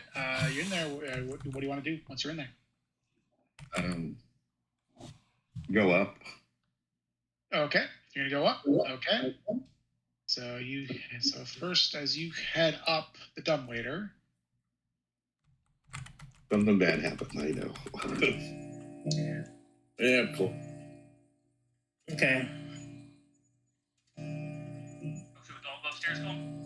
Yeah. Well, I want a perception check inside this kitchen real quick. Make sure there's always a secret passage in a kitchen, guys. Come on. Haven't you played Clue? Just give me 1 second. Everybody go into the kitchen. Everybody just search the kitchen because it all takes the same time. Yeah. Why don't we all go in the kitchen and look around while we just sent the rat upstairs? So, you guys are searching the kitchen.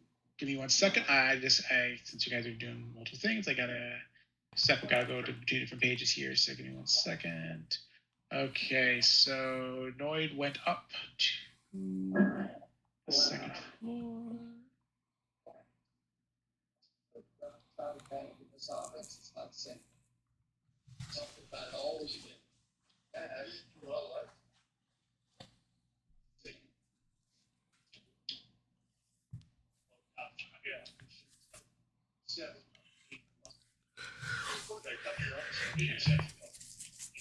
Noid, you come up into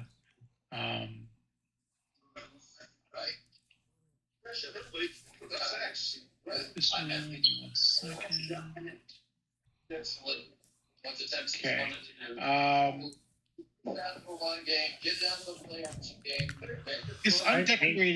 This undecorated bedroom contains a pair of beds with straw-stuffed mattresses. At the foot of each bed is a closed footlocker. A door to the left appears to lead to a closet. In the right-hand corner stands a small wooden door. A metal button set into the wall beside it. A basket full of unwashed laundry appears to have been left beside it. And I'm just going to move you over to the side because you notice a laundry right there. Laundry basket. We're still on the first floor, or at least what we're seeing. What was that? Sorry? Most of us are still seeing only the first floor. I don't see the second floor or the pile of laundry. All of us, Well, yes, we're all. You're all. You're all. Yeah, only one person went up, so the rest of you are still on the first floor there, in the kitchen. Well, I can't really relay it to them because I don't think they could hear me, anyways. But Nope. Well, you're probably. Yeah, you're still in rat form too. So. right. So Okay.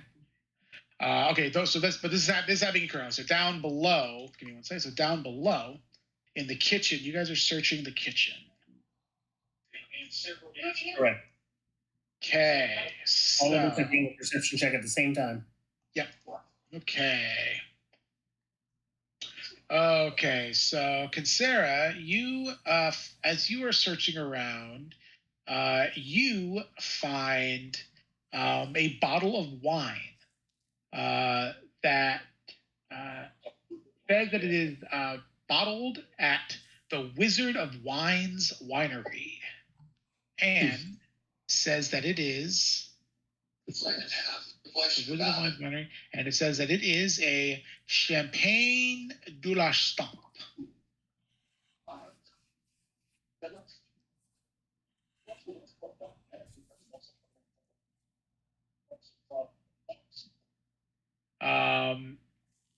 Let's see here. Next, who else has got something? Okay. Quixote, you notice a piece of lace that bears the initial K sewn into one corner. I think that's the wife's name. It's Mrs. Elizabeth Durst. There is no K.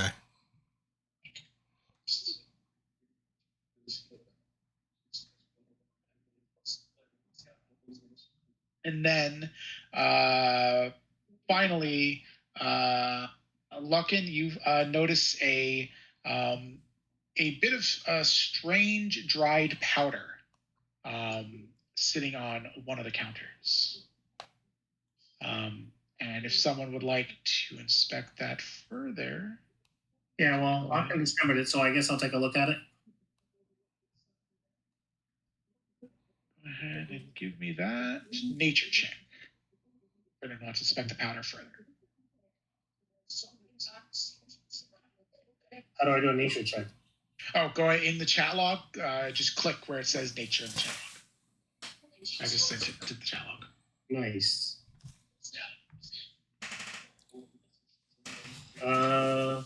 Just click the roll button in. It says modifier plus circumference. Yep, just click roll. Just click the roll button, yeah. Circumstance, sorry. Okay. Oh, come on. You're this powder you don't think you've encountered whatever this is before. Too bad I didn't find it. No. Guys, I don't have any clue what this powder is. Has anyone seen anything like it?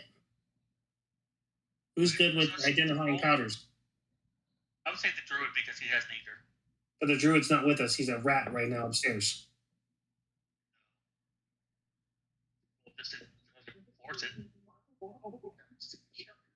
Take time now. Anybody else any good with nature stuff? Screw it. Somebody just try. I'll give it a shot. Okay. Let's click the roll. Yeah, just click the roll. If you're testing the powder, go ahead and or checking the powder out. Go ahead and check the I'm nature. curious about this. What was that? Sorry. Yeah, I'm just telling them. Yeah, somebody else take a look at this powder because I don't recognize it. And I want to say out to the room. And Sarah, no smelling it or sniffing it. I know how you are. Oh, that's a four. Quixote has moved. Damn it, Quixote. No idea. Quixote's like a Critical failure. Quixote tries to sniff it.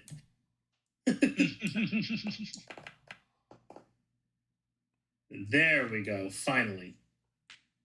And Sarah. That failed. Nothing. Okay.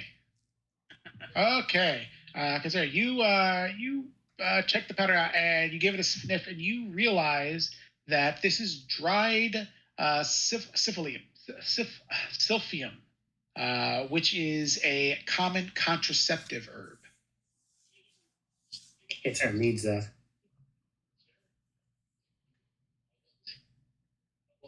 Okay. Contraceptive herb, though. Do you know that they've got 3 children, right? Children. And yet somebody was taking a contraceptive herb. A good indication that one of those children may not be Cheating or something. Cheating, or may not all be the owner's kids or something like that. Just something to think about. All right, let's all go upstairs. Yeah. Screw it. I think we've all looked over this kitchen like crazy. I'm out. Upstairs. So Hey, unfortunately, I got to break because I've got to get hooked up. I ran past my time as it is. Oh, okay, yeah, no problem. Yeah, so everyone move upstairs, and then I'm going to pause the game. sounds good. Sounds good. I moved up.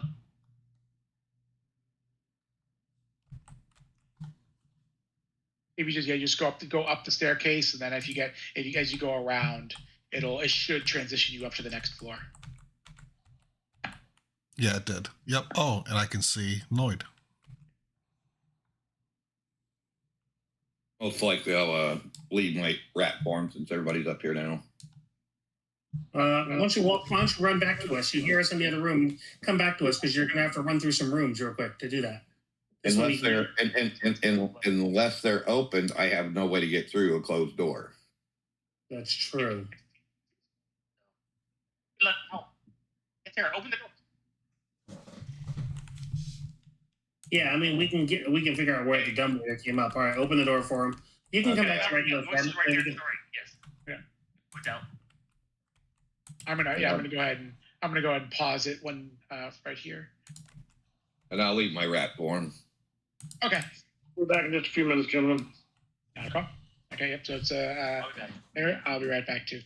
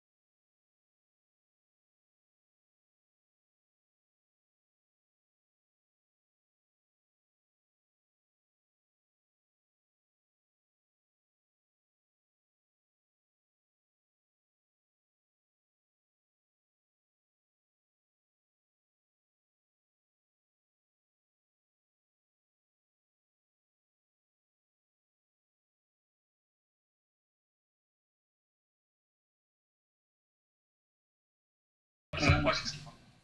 Yeah, question. Yeah, I was just wondering how late we run. You run till you can't keep your eyes open anymore. Well, since officially we're on the West Coast, so I think it's 3 or 4 hours now. I think it was 4 hours. I think was the recommended, but we can go less or more depending on how we feel.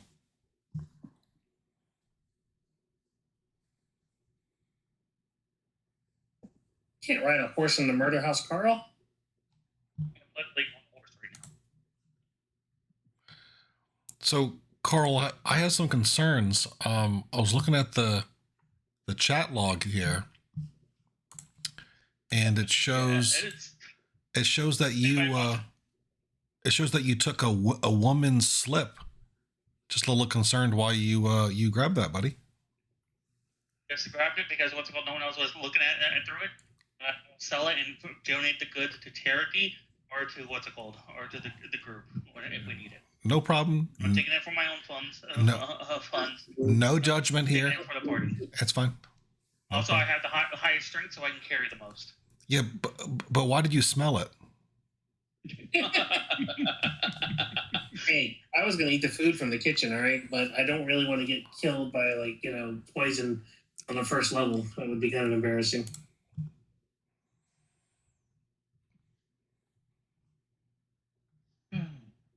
Would have been fun if someone had eaten some of the food. Well, that's ominous.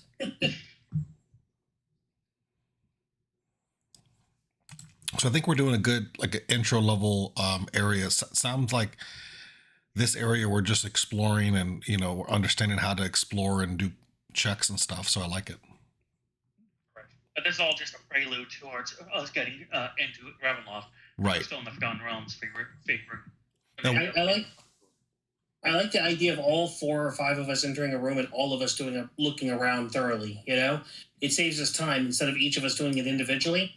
So we all have different perception numbers, but with all since we won't know what the role is, the chances of us picking up anything abnormal in a room when all 4 or 5 of us look around is good. Yeah, I agree. I'm pretty sure we missed stuff. All right, so let's go back to the main room where all those armors is, and then we'll do a thorough search, and then maybe a thorough search of the bedroom. I'm sure there's a couple extra details we missed because we didn't do those checks in the certain rooms. I'm also trying to figure out how do I equip I've got the new heavy crossbow in my inventory. I just don't know how to switch to it. I know when I look at my character, I can see it's in my inventory. So go to the there's a little what's it called? There's a inventory in your inventory. It's the sword actions above your thing. You see where it says actions on the above where all your stats are. Yeah, I see actions. If I click, the little pop-up comes up and it says strike. No. Click now on your inventory. Click on your inventory, and that's where you can equip stuff. My inventory. Hold on. Let me pull up my character guy real quick. No, your inventory of work right next to the actions in what's it called? In Foundry. Yeah, make sure you're in Foundry, yeah. I'm in Foundry. Actions, in between the actions and spellcasting of inventory. I see players, left click. I see only show UI. Hold on. I have open sheet. You're saying it's not in the sheet area? No, it's where you're right to the right of your portrait on the bottom left. Yeah. A whole bunch of things. You'll see level. Right, you'll see a movement, and you'll see actions, and then right next to actions is inventory. Next to the sword. Yep, next to the little sword. Okay, I got it. Okay, I clicked on inventory. I can see the longbow now, and I can see the crossbow and heavy crossbow. Yep, you can choose the wield. Yeah. How do I choose to wield it? I can see it. It's in my inventory. I can say edit item, change carry type. No. Delete item. Yeah. Change carry type. You can change it to equipped. Or click on your actions. Also, you click on your actions. Okay, heavy crossbow. I see it says worn or held. 2 hand, held, 1 hand. Status is worn, stowed, or dropped. Oh, yeah. So when you're actually in combat, this will be we're not actually in a combat right now. So, but and you might if you want to have it drawn ahead of time, you can. Yeah. But yeah. So in the actions, from the actions pane there, you'll see that it says like, draw one-handed, draw two-handed. That'll set it into those things. I believe for like the heavy crossbow, it has to be drawn two-handed to actually be usable. And then then once you draw it two-handed, now you can see that it says strike +7, and then it says map -5 and map -10. Those are your actual attack values. So when you go to attack with it, in Pathfinder 2e, you can make multiple attacks in a round. You get 3 actions, and you can use all 3 of those actions to make attacks. If you make melee attacks or ranged attacks if you want. But every time you make an attack, every subsequent action, there's a penalty on the next attack. And so that's what map is. Multiple attack penalty is what that stands for. And so if you see for your crossbow, it says strike +7, but then it says map -5 and map -10. So my crossbow and my heavy crossbow both say strike +7. Shouldn't I get? I know the heavy crossbow is two-handed weapon. Shouldn't I have more attack power or something? I mean, no. Yeah, no, that is the actual how many hands it takes doesn't really change. Doesn't necessarily change that in Pathfinder. What about heavy crossbow versus crossbow? I mean, like they both say strike +7, so does that mean they're both pretty much? That's just your to hit value. So to hit with any crossbow for you is going to be right now is going to be a +7 on your first attack, and then it'll be a +2 for your second attack, and then I guess it would be a -10, so it would be a -3 on your third attack within a single round or a single act. Within a single turn. Sorry. But the damage is going to be different. So I believe the crossbow. I don't remember. I actually don't remember the damage off the top of my head of them. But it should. But if you like, give me 1 second.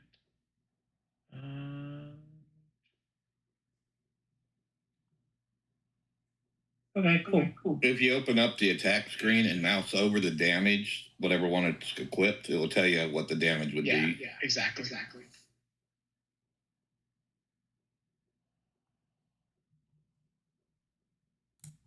Where's the attack screen? Oh, 1d4 +3 bludgeoning. Nice. Okay. The sword. Attack screen? The sword. Oh, okay.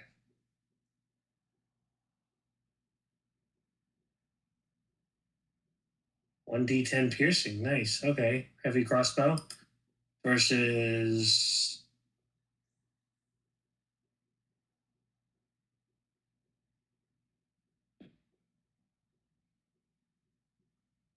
1d8 versus 1d10. Okay, so the heavy crossbow does give me potential 2 extra attack power. Okay, cool. Yeah. That's what I was trying to find. Trying to determine this stuff. Mm-hmm. And it looks like I can easily choose which weapon to draw. I don't have to actually have like one in my hand and switch it out with what's in it. Because I'm thinking like some games where you have weapons in your inventory and weapons, that you have armed. But this one seems like if I click that attack button, it's showing me all the various weapons I have, and I can choose which one to, Right, exactly. Well, you have to have them equipped because, like, my dagger, my sickle, my staff, those are all in my inventory, but I don't have them actually equipped. You have them drawn, right? Yeah. Right, but I mean, I don't actually have to have them like equipped. I can just draw them as needed. But that means I can switch between a crossbow and a heavy crossbow just by choosing which one to draw. I don't actually have to have one on hot standby in a way, Yeah. You just have to remember all you have to think about is when we and I'll explain it further when we actually get into a combat. But all you really have to be concerned about is like your action economy. So, it takes an action to draw a weapon that you don't currently have in your hands. If you go into a combat and you have nothing in your hands right to start with, then it would take your first action to like level up your crossbow, right? So that means that's one less attack you could make. Crossbows anyway are reloading or loading or whatever, which means you have to spend an action to load it between every shot. I believe the longbow doesn't have that. So like a longbow, you could take 3 shots in a single turn, but like with a crossbow, you would have to fire it. If it's already loaded, you'd fire it, reload it, and then fire it again. So you get 2 shots off on the first turn, but then on the subsequent turn, you would have to then spend a turn reloading it. You could then fire it and then reload it. So crossbows, you basically get to make 3 attacks every 2 turns with a crossbow. If you think about it like that. Okay. So Hey, I think they're a little higher. I think they're supposed to be a little bit higher damage. I'm not forget specifically the entire. If I click on the skills thing though, under perception, it says expert for perception, +5 perception expert, and then I have a skill called seek.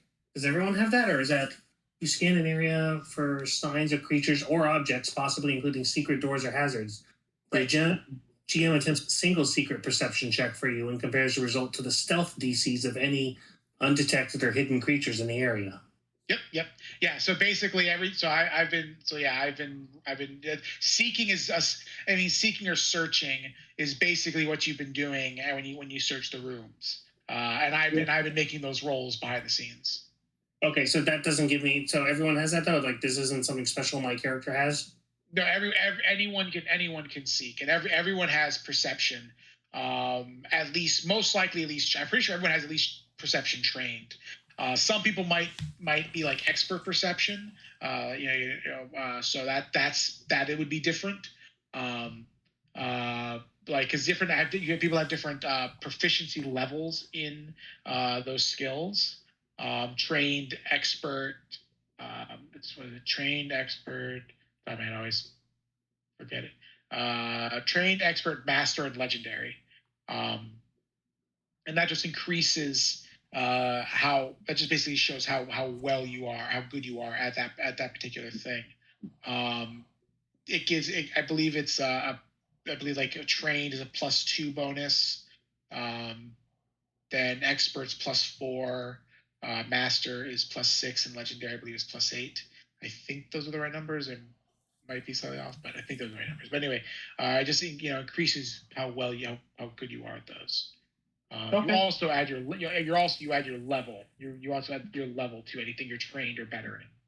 So it would be your proficiency bonus, which is that like +2 or whatever, plus your level. The sheet takes care of all that math. So, it's all tucked away there. But you can for the most part, like you can hover over stuff. If you like hover over anything on your character sheet, like any numbers, it'll give you the breakdown of how it's calculated. Okay, sounds good.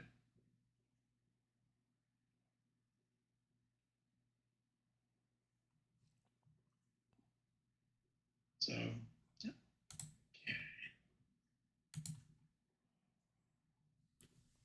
So how late were we going to be able to go? My guess is about approximately 1 more hour and 20 minutes.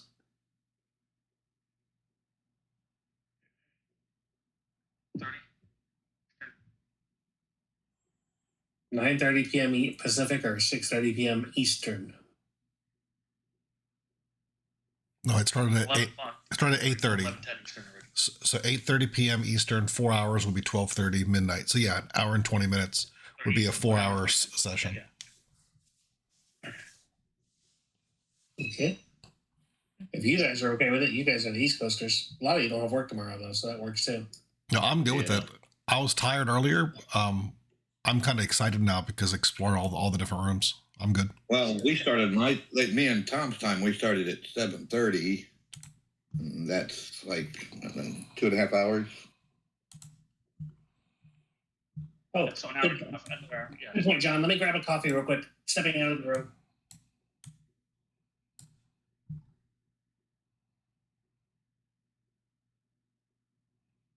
So Sean, I'm not sure if you were on earlier. Carl and Paul and I were talking about. It seems like when we all do a perception check as a group, as a whole, we get more successful chances at learning more details or hints about the room or additional lore, like discovering items. Are you okay with us all as a group going back and retracing our steps and do kind of a conclusive group perception check in each room? Yeah, but it's fine. But I mean, this is just like an entryway. I don't think you're going to find any deep secrets in an entry. Yeah. That's true too. You're right. I agree. Yeah, it's like this is an introduction. are not going to be long in this house. Let's put it that way. Yeah, that's why I don't really think it's really fruitful because Probably not needed. it's just like walking in a hall. It's just like there's Yeah. not going to be a lot there. Yeah, let's We just can get do to the it. next level. Yeah. Yeah. You definitely all feel like you've pretty thoroughly explored the first floor. The first good. floor is Okay. you feel like that's pretty well explored. And really, it doesn't matter if we all do it at once because it's all going to be based off what he rolled behind the scene. Mhm. If the guy with 17 doesn't pass the check, we most likely we aren't either. Because we're all below him. Oh, I see. So, Jack, when a group does a perception check, are you rolling once and then just checking that against everyone, or are you rolling 5 different rolls? Yeah, so it's a macro and it rolls for everyone. All Gotcha. It does everyone's rolls. Yeah. And it uses your active. We use your active roll, so it's rolling a d20 and adding your actual perception score instead of the number you see down there at the little eye symbol where it says the little number next to the eye where it says perception. That's your passive perception. But when you're actually seeking or searching, it's active. So it's actually going to be a d20 plus. So like let's say Locken has a perception of +5. So it would actually be a d20 +5 would be what it gets actually would determine what they find. Right. So you have a bet. So it's not like 50. So 15 is only for passive. That's so I give but basically the way I use the passives is I don't even bother rolling if someone's passive roll would just find something. I don't even bother rolling. But if like no one is going to be able to detect something just by passively do it, then that would be when seeking would be necessary because you won't just find it. So right. And you'll know that because I'll just tell you, you find this,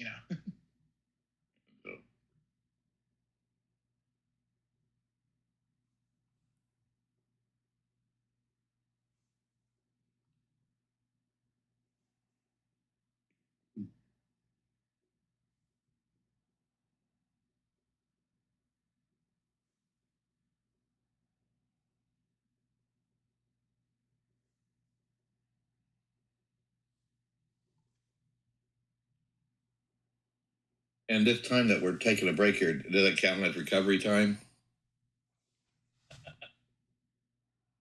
Recovery time. Like regain our actions or spells, whatever. Yeah, no, this is just. Yeah, it's IRL. This is an IRL break. Yeah. So it's just. Yeah, if you want to take a refocus and I don't think we've really wasted any spells. Yeah. Not really much has been done yet. So. I've used 2 spells. Yeah, but can't you do it at will? Turn it into a what's it called, mouse at will? What other spell to do is?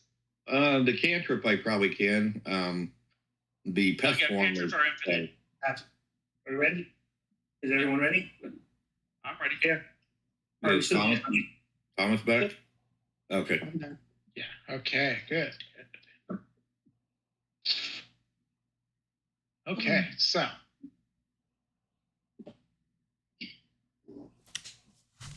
You are in. So you're in that servant's bedroom there. This is the servant's room? Yeah, that's where the peasant clothes were. Actually, there was nice clothes and there was peasant female clothes. Yep. How would the dumbwaiter go to a servant's room, though? They usually go to the master room. They would throw the yeah, that would make sense, though. Dumbwaiter would throw the laundry downstairs. To the kitchen? No. Oh, maybe your food. Maybe to bring up the food and then serve from up there. Let's search the main bed. Let's search. Everybody go to the main room. I mean, the dumbwaiter did continue up, but but there's more floors to the house. But come on. Okay. Yeah, remember there's 4 levels. Let's search this room. Let's do a search. Boom. Okay, so you're searching this room. You want a master? Okay, so that also thing on the clock there. Okay, so this is the upper hall. Unlit oil lamps are mounted on the walls of this elegant hall, hanging above the mantelpiece. One second. Sorry. Wait, hold on. Sorry. Okay. Hanging above the mantelpiece is a long sword with a windmill cameo worked into the hilt. Standing suits of armor flank wooden doors in the east and west walls. Each suit of armor clutches a spear and has a visored helm shaped like a wolf's head. The doors between them are carved with images of dancing youths. A red marble staircase continues its upward spiral to the third floor, and a cold draft whispering from down below. Other than that, after a thorough search of this room, you do not find anything out of the ordinary or any further objects. Where's that sword? Where's the sword? Yes, there is a longsword. It's a standard longsword. If you would like to take it, you can.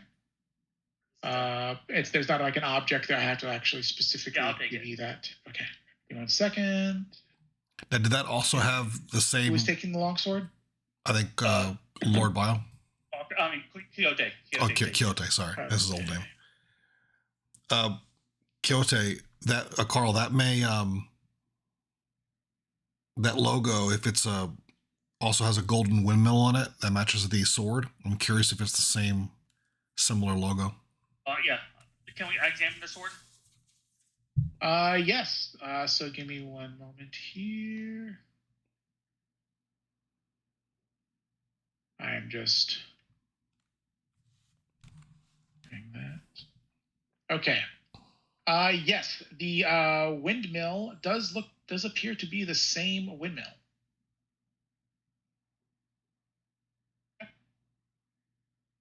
Check the next room.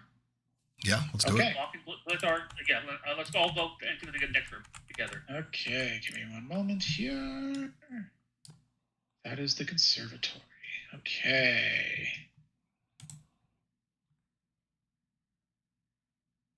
You enter into an elegantly appointed hall, the windows of which are covered by gossamer drapes. A brass-plated chandelier hangs from the ceiling, and upholstered chairs line the walls. Several stained glass wall hangings depict beautiful men, women, and children singing and playing instruments. A harpsichord with a bench rests in the northwestern corner. Near the fireplace is a large standing harp. Alabaster figurines of well-dressed dancers adorn the mantelpiece. Oh, do we all just want to search? Everybody just generally search the room? Yeah? I'm all for that. Okay. Everyone's searching? So we're doing a closer inspection of the. So that first was just a general search. Now we're doing a deeper search of the room. No, the other one was the other room. That first was just scanning the room. Now you're actually The description I read was just like a scan. Got it. That's just you looking, as you look in. Now, if you want to do like a deeper actual search, then then you're searching the room. I'm making the roll, and okay.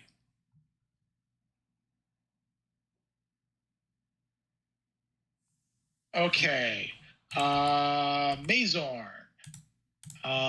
You notice that the harpsichord, one of the keys, appears to be permanently pressed down. I know enough about it. Is it like a lore check for music that we can know what kind of key that's permanently pressed down, or the name of the key? Yeah. Does anyone have performance? Is anyone trained? Check your skills. Is anyone trained in performance?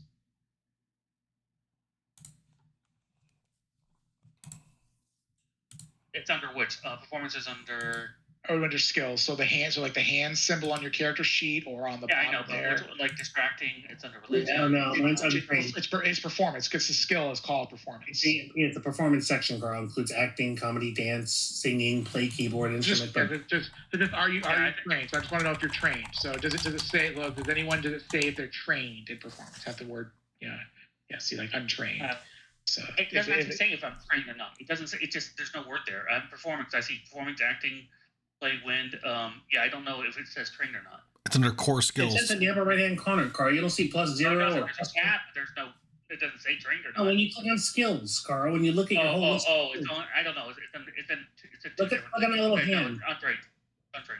How about your plus? Because apparently you can be a +1 untrained. I'm a +0 untrained. You're +2 untrained?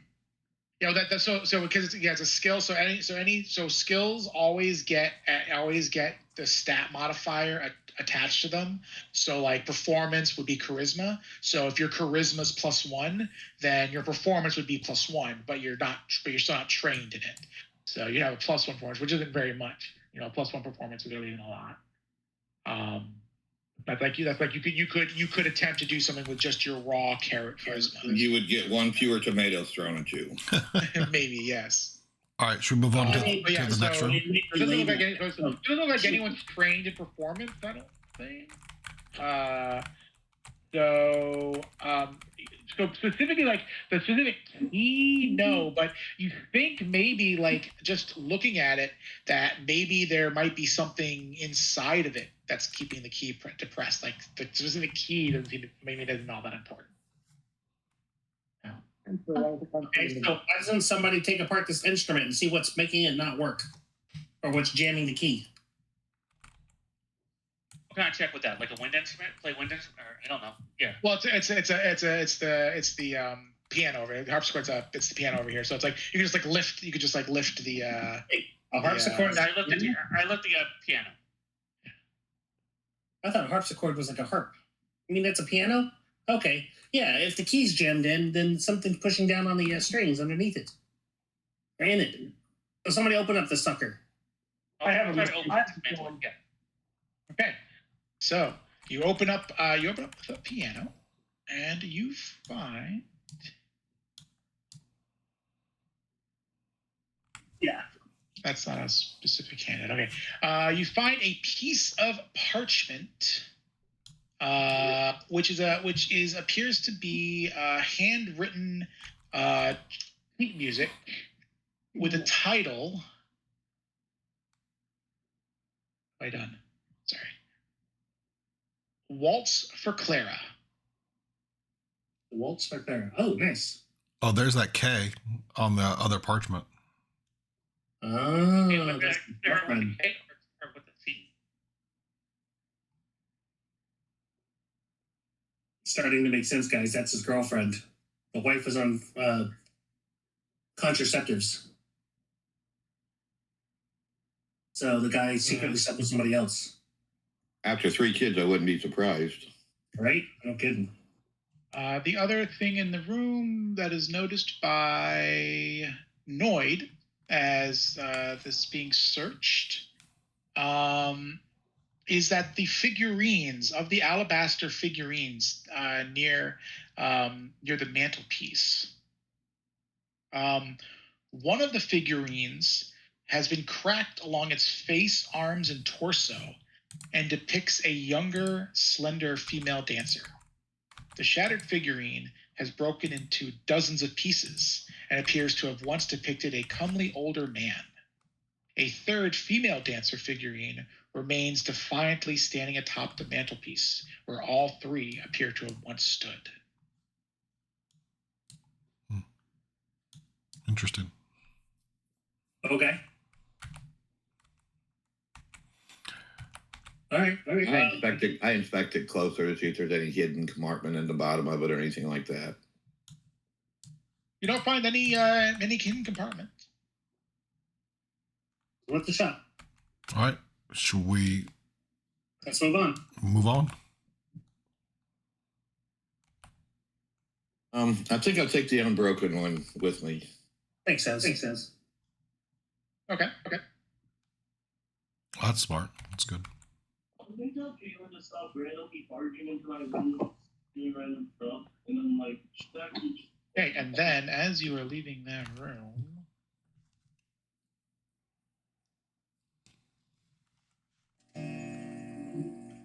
Damn it! You guys did it to us again. We're gonna get killed at midnight. I'm just Okay. I take out my wire cutters and I cut the clock. Oh, thank you.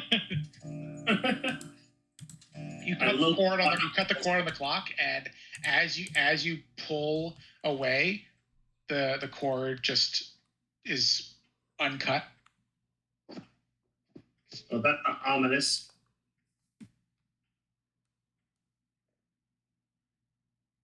Hey, cool, self-healing clock. This would make a perfect shield. Great. I found a glitch in the game. I can keep cutting the cord, putting it in my bag, and it regrows. I cut it again, put it back in my pocket. Yeah, or the paladin can hold the clock in front of him like a shield, and anytime it gets damaged, whenever someone hits him, it'll automatically repair itself. Yeah, right. So there were dancers in this room, the alabaster little statues. But I thought there were dancers elsewhere. Was it in this hall or something? They were like maybe it was out on the first floor. There were statues in the hallway out there. Oh, okay. I thought there was like a tapestry. There were not statues. I thought there was a tapestry that had dancers or something like that. The walls depicted, I believe the walls depicted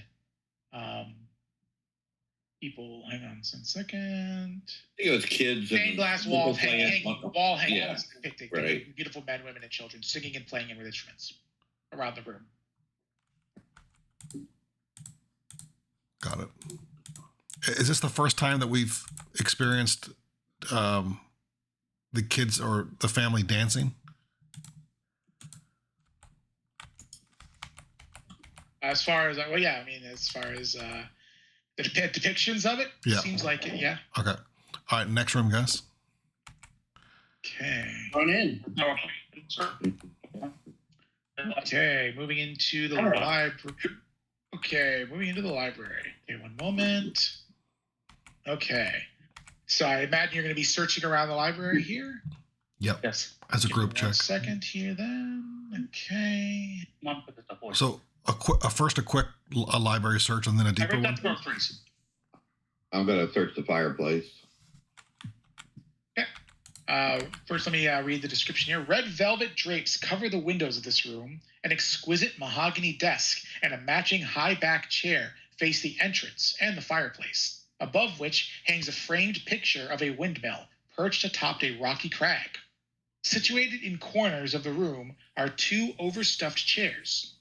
Floor-to-ceiling bookshelves line the south wall. A rolling wooden ladder allows one to more easily reach the high shelves. Everyone, mass perception check for anything out of the ordinary before we split up and take a look around the room. Everyone, take a look around. So so everyone looks around. We're all looking around. Yep. And that framed. As you look around. Okay. Kyoto. Well, I guess technically Kyoto wasn't in the room yet, but Kyoto's now in the room. So Kyoto, you find. Okay. You search the. Oh, sorry, I have an alarm going off. Okay. Kyoto, you search through the desk, and you find, first of all, that there is a writing set and some candles, but then also there is a handwritten note. Oh.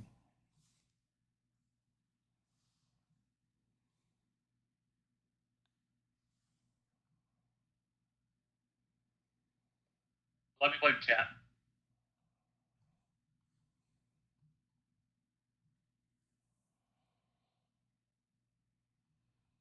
Dear Mr. and Mrs. Dirt, in light of my current condition, I respectfully ask you to leave for a brief time away from my responsibilities. My devotion. Huh? She's preggers. Her condition, she's pregnant. And it looks like Clara was me, it seems like the master was having an affair with the what's it called, with the maid or the nanny, Clara. You know, yeah. That's what it seems to me.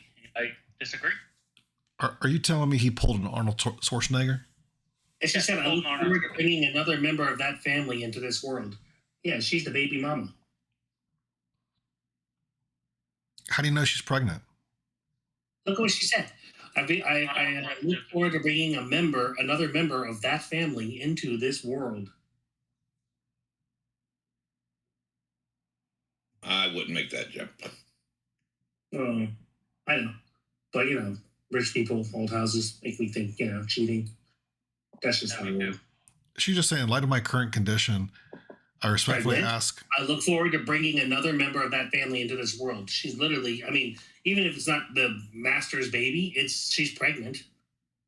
Yeah. Oh, I look forward to bringing another member of that family into this world. Yeah, I know. That's weird. All right, let's go. And Kansera, you notice something. Kansera, you notice that there is a strange book right over here. And you notice that book appears to be attached to the bookshelf. Oh, okay. So I alert everyone, hey guys. Actually, I don't think in real life I'd probably just pull the book. I wouldn't alert everyone. So okay. I would So you pull on the book, and there is a clicking sound, and the bookshelf slides out of the way, revealing a wall. The wall behind has, at roughly chest height, a small panel made of dark wood, and there is a hollow niche with a jagged and irregular indentation at its center that emanates a faint amber glow. Wow. All right. I tell everyone, Magic. Hey guys, look what I found. What did you find? I pulled this red book here. What's the title of the book? The title of the book is Music Lesson. It looks like the title specific says music. It's music lesson. The book of music lessons. This book of music lessons book. It was attached to the bookshelf. I guess I was pulling every book, with my hands to make sure they lifted up. And this one book was attached, a fake book. Fake book, huh? Okay. Almost like in the Addams Family, right? They had a whole bookshelf and a secret bookshelf.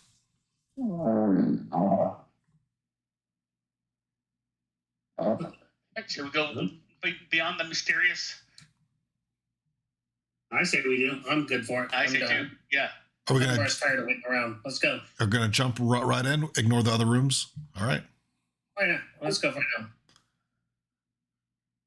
What do you want to do? What are you doing? What about the chest in the middle of the room? Yeah. Oh yeah. Somebody's got to get the item. Check that. And also, Right inside that candle. You guys can have it. a candle and a writing set. Yeah. There was one thing though that he mentioned is in the room was a framed picture of a windmill. Seems like we've seen the windmills a couple times. Yeah, you never told me if I'd seen anything at the fireplace when I was inspecting it. Oh yeah, sorry. Yeah, no, there's nothing out of the ordinary at the fireplace. It was just a normal fireplace. So in this room, there was a framed picture of a windmill. I'm wondering if that's related to the sword and the shield, Carl. Yeah. It does appear to be the same windmill. That iconography seems to be matching. Yes. All right. After you guys jump into that, do we think it's gonna automatically close? Do we want to I don't know? I guess just rush in. Do we want to go slowly? Well, it looks as if the bookshelf moved aside, but it just revealed a panel. The panel with the wooden panel with the indentation. It looks like you might need something else to actually open up further. It's like a double door kind of thing. Did we find a key earlier in the music room? Your microphone is no good. It's like you're muffled. Hello? Did we find a key earlier in the music room? I think he's sleeping. Hello? Or maybe the dog got the microphone. What? Can't hear you. Can't understand. What's up with your mic? Someone mute him?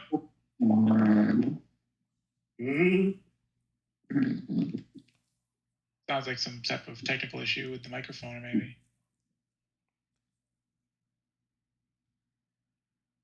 Who was that? Was that Thomas or Sean? Yeah, that was Thomas. Yeah.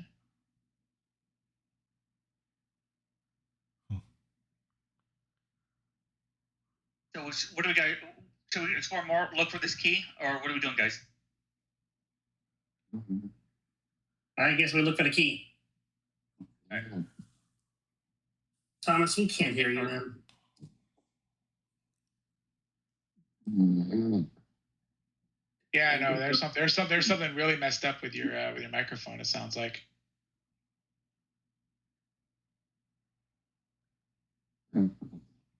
Try unplugging it and plugging back in, maybe.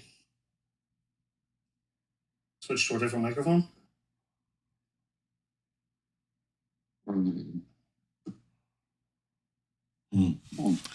All right, so we searched what's on top of the desk.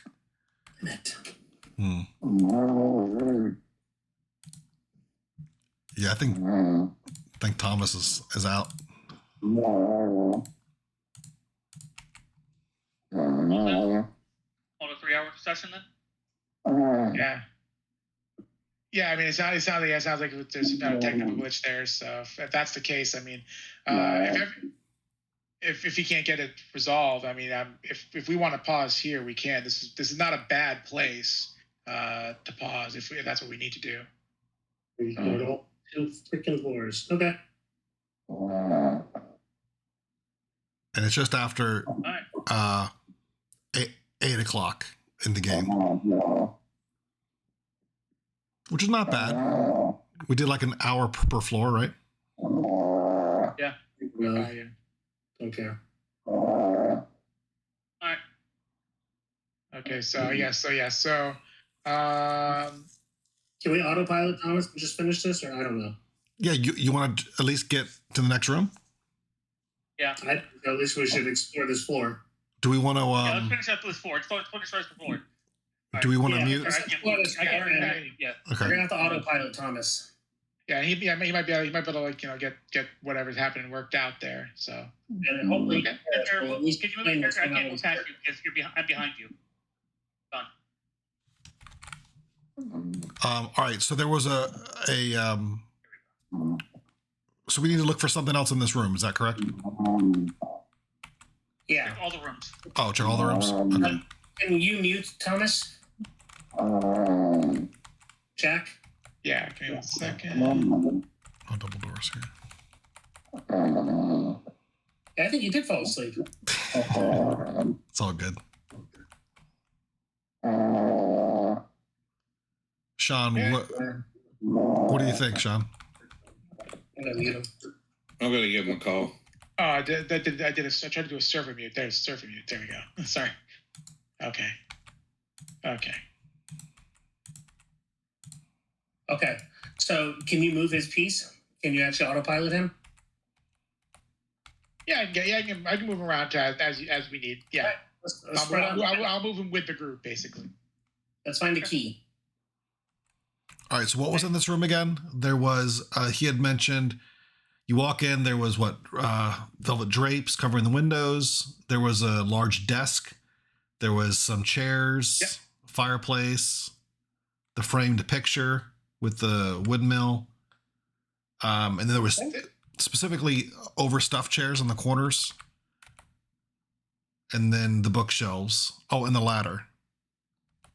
What was that thing on the first floor that had a K on it? Because did you notice that the maid's name begins with K? It's Clara. Yeah, it was a piece of parchment that Carl found. Yeah. What are the parchments name with the letter K on it? No. It was a scarf or a piece of paper. Yeah, yeah, it was a piece of paper. Yeah. And what did they say besides the letter K? I was like, Try unmuting Thomas and see if it's got his mic working. Was he awake? Is that better? Thomas, can you hear it? Yeah. Yes. Yes, we can hear you. We can hear you. All good, man. Perfection. Yeah. Good. Okay. So I copied and pasted again. It was the piece of lace bears the initial K that was sewn onto one corner. That's what it was. A piece of lace. Yep. Lingerie. Maid's lingerie. Okay. So did we check? So there was stuff on the desk. Did we check? Is there anything else on the desk, or I don't know? Do desks have cabinets or something, or drawers? I don't know. Yeah. So so specifically, the only other stuff within the desk, there's just some odds and ends. Contains some receipts for candles, daggers, and incense. I'm going down to the servants' quarters Okay. because that's never been searched. Oh yeah, and actually we have another floor here, guys. We can go up to the next level. Yes, you can. But the servants' quarters wasn't thoroughly searched, and there's still a closet. Let's. I can't get into the closet, so it looks like it's locked. Let's search the servants' quarters. Coming. Oh, it's open. It's not locked. Okay, within the servants' quarters and the closet contains several. Hey, you doing? Hang on, that's not correct. Several tidy servant uniforms hanging from hooks in the closet. Was any of them missing lace? What? I'm sorry? Was any of them missing a piece of lace? As a matter of fact, no, not any of the servants' uniforms. No. You got me, guys. I'm out of here. Woo. Okay, search the servants' closet, I guess, for.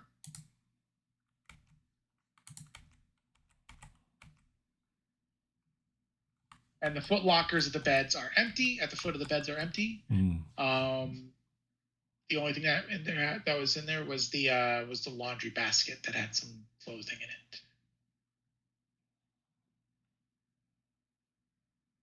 Well, something's wrong with the room if you look at the dimensions.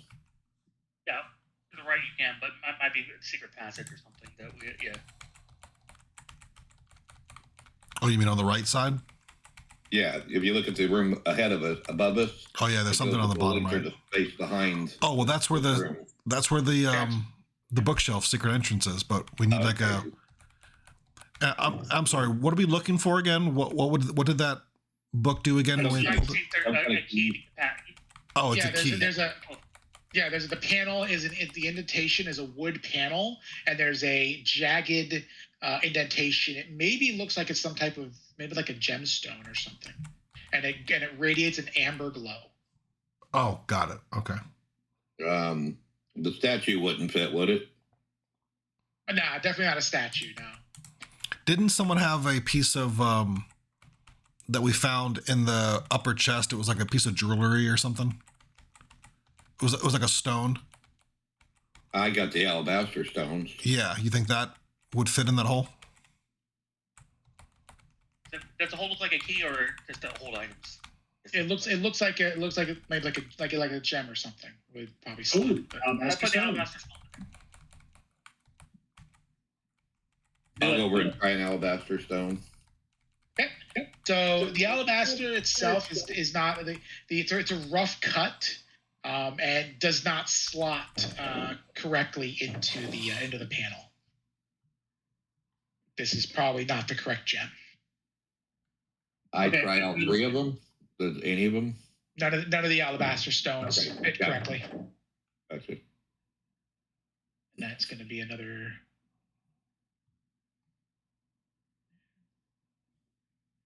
Okay, so you have pretty thoroughly searched the second floor. This point. So I guess the only other option is to go upstairs. Anything else we missed besides the stone? We're missing yeah. I think Oh yeah, just a couple notes of like the physical terrain of what is not showing, but that's it. Let's go to the third floor. Hey, And Carl, just go ahead and stop right there at the top of the stairs. I Don't am. go any further. Yeah, I'm not. Yeah, I'm at the top of the stairs. Okay, I'm here. Make sure everyone gets up there. Oh, this looks spiderwebby, not as clean as the other floors. I went down the floor. Whoops, wrong way. He's like, screw this, I'm out, guys. See ya. he's making a run for it. You're still going. You want to go back that direction to go up.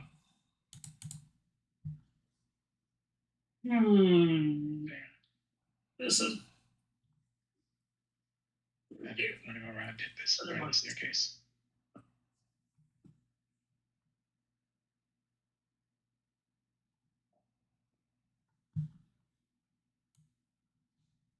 The transition point's actually that square right there.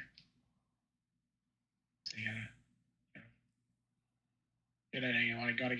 nope, you went down to the first floor again. It's very specific about where you place.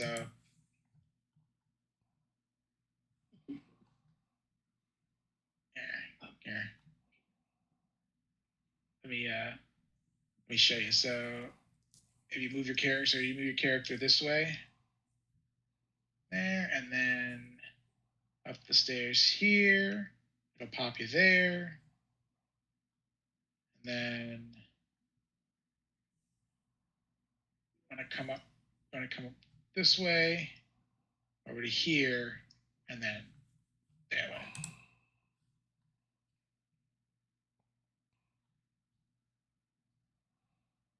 And now down.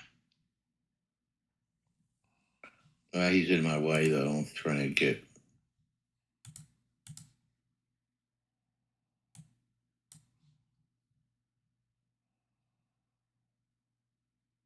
Lock-in is over top of me, so I can't.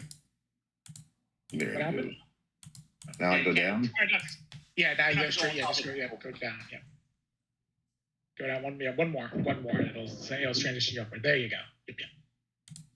I go, bro, this will paid. Yeah. Okay. Hang on, guys. Hang on. Real. I apologize. I should apologize. I need to. Assume that no one has moved around up here yet, because I need to read some stuff. I was just trying to get Noid up here, trying to get everyone onto the right floor here before I move on. But because I'm assuming everyone's going up the staircase at the same time for the most part. So We might make the Paladin go first, but yeah. okay. Thomas, you can move Mazorn up the stairs. Didn't move for some reason. Move over to this square right here. There you go.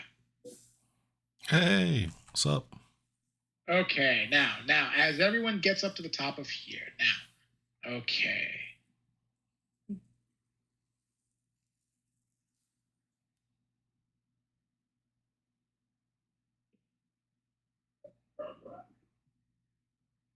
Okay, 1 second.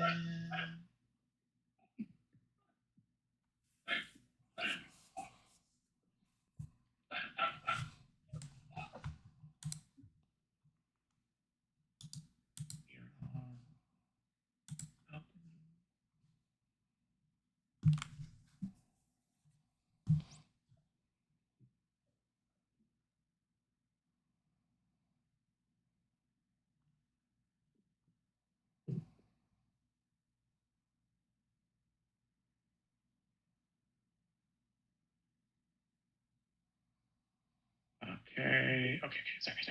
Okay, now, balcony.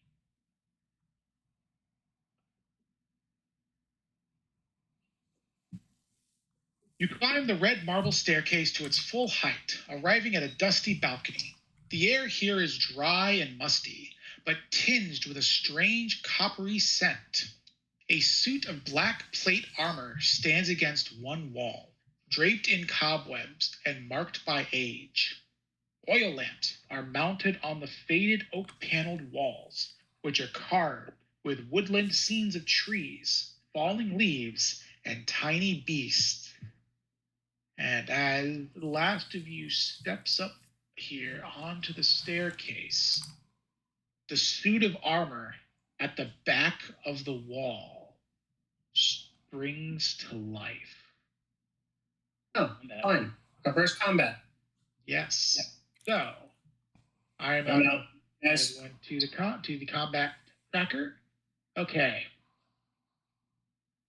Now, down in the lower right-hand corner, a little box should have appeared, with a bunch of it should show your icons and a little D20 symbol next to your name. Go ahead and click the little D20 symbol, and then the corresponding box, and that'll roll your initiative. There's a D20 symbol next to my name. I don't see that. In the bottom right hand corner, do you see a little gray box that says? Yeah. Do you see a little white dice symbol? Yes. Click that. Okay. And do I leave the default, like wisdom is on, expert is on? Yes. Things like that? Yep. Leave it as the default. Yep. As it is. 24, baby. This guy's going down. Okay. That initiative just means we're rolling first. Yeah, this determines the order. Okay, combat thing doesn't need to be up there. Okay. Now, Locken's going first. So, it is your turn. Locken, what would you like to do? You have 3 actions, with which to do things. Making a basic attack is a single action, but certain other actions that you might want to perform might require more actions. So, movement is also 1 action, so you can move up to your speed. And my first action is hunt prey. Okay. Okay, and my second action is hunted shot. So I'm going to do hunt prey.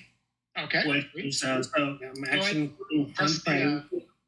Press the so when you do the thing, go ahead for the hunt prey. Click if you see where it says hunt prey, click the target is your hunted prey. I want you to link it to the chat. So there's on your character sheet there should be yeah, there you go. Perfect. That's exactly what I'm saying. Yeah, that's what I wanted. Okay. So go ahead. So that's what you were doing. And you're designating you are designating the animated armor, I would assume. As yes. Right. Okay. Right. Okay. Now my next action is hunted shot. Okay. And I'll show you what that does. Okay, so with reload 0, so that would be like your longbow. Yes, I've got my heavy crossbow. I pulled it out. I believe the crossbow has reload 1. Where's that? So, let's see. I could be wrong. Just double check, but.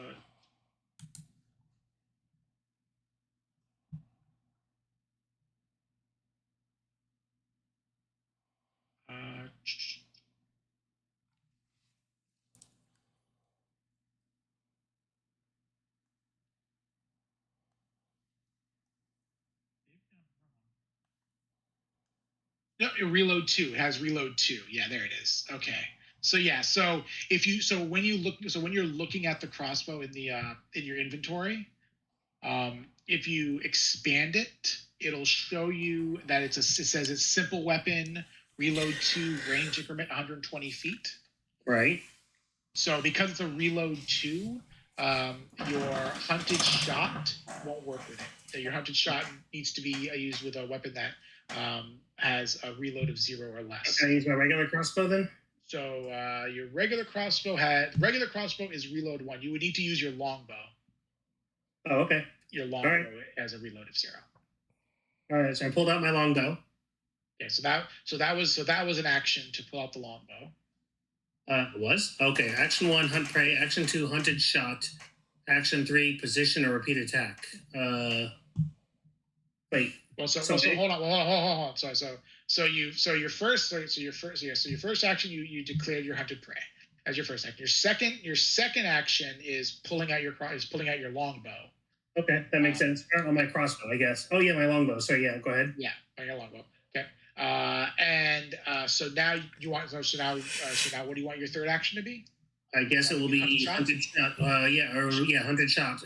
Got it. Okay. So now you will select the hunted armor. And remember earlier when I showed you about the select targets tool on the right there? Another faster way to do it also, if you hover over the animated armor and hit the T key, then it will also target it as well. Okay, it's targeted. Perfect. Now, hit the little sword symbol or on your character sheet. Okay. Hit the strike button for your longbow, the strike +7 button. Okay, and I just do it once, or it says okay. So rolling once. Yep, there you go.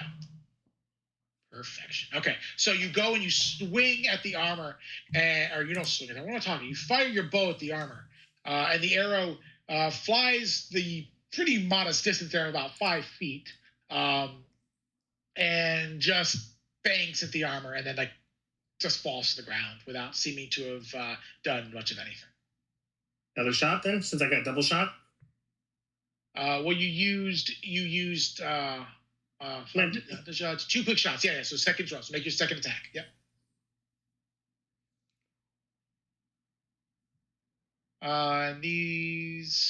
And before you make that second attack, before you make it, let me just double check something. Apply your multiple attack penalties to each strike. So for the second strike, you're going to hit the key that says map -3 instead of the strike +7. You hit map -3 or the +4 for the longbow because you're striking a map. Oh, okay. So do that one for the second time. Yep. Okay. Roll. Make your roll. Yep. Go ahead and hit the roll again. There you go. Okay. Okay. So your second arrow flies at it, and once again, and just kind of flicks into the metal armor, and then just kind of falls to the side.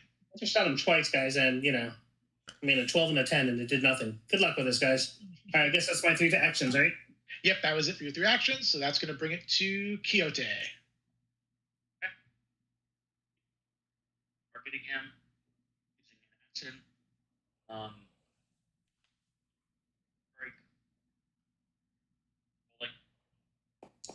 Okay, so you're taking a swing at him with your lance, or you're taking a stab at him with your lance. Okay. Yeah. That is a 15, which so you go and attempt to strike into this armor, and it's plate armor, so I mean the lance kind of seems to get deflected just at the last moment, but you can still make 2 more strikes at it. But on your next strike, 2 more strikes. Yep. Okay, on your next strike, you need to hit the map -5 for your next strike.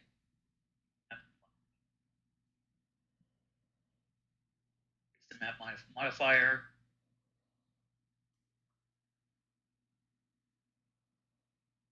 What does it say? The map -5 though. Oh, so when you're looking at the lance, it says when you're looking at lance, it says you see right it says strike +6. Yes. Then right next to that, you should see it says +1, okay. map -5. Well, it says map -10. Well, there should be map -5. Oh, okay. I found it. Okay. Okay. All right, I'm gonna start. I'm hitting the map -5 and I'm attacking now. Good. Okay. That doesn't hit nothing. So close. But you're once again just kind of flinks into it. But you get 1 more strike. If you would like to, this would be the map -10. I'm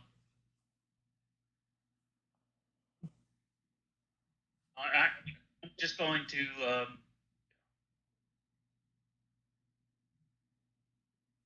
Yeah, if you're map -5, map -10. Yeah, I don't know. I don't know, even with max. Well, I guess you could still get critical success with the. A Yeah, 20. it could still create. Yeah, I mean, it could still might as critically well. hit, yeah. Yeah, Like, might as well. it's always possible. And I should mention, I actually should have done this on Luckinson. I do apologize. Everyone starts the session with a single hero point. And it looks like you're going to hit. You're not going to hit this time, but you get a single hero point, which you can use. You can spend a hero point to re-roll. Anytime you roll a d20, you can spend a hero point if you have it to re-roll it. And I should have done that in the first one.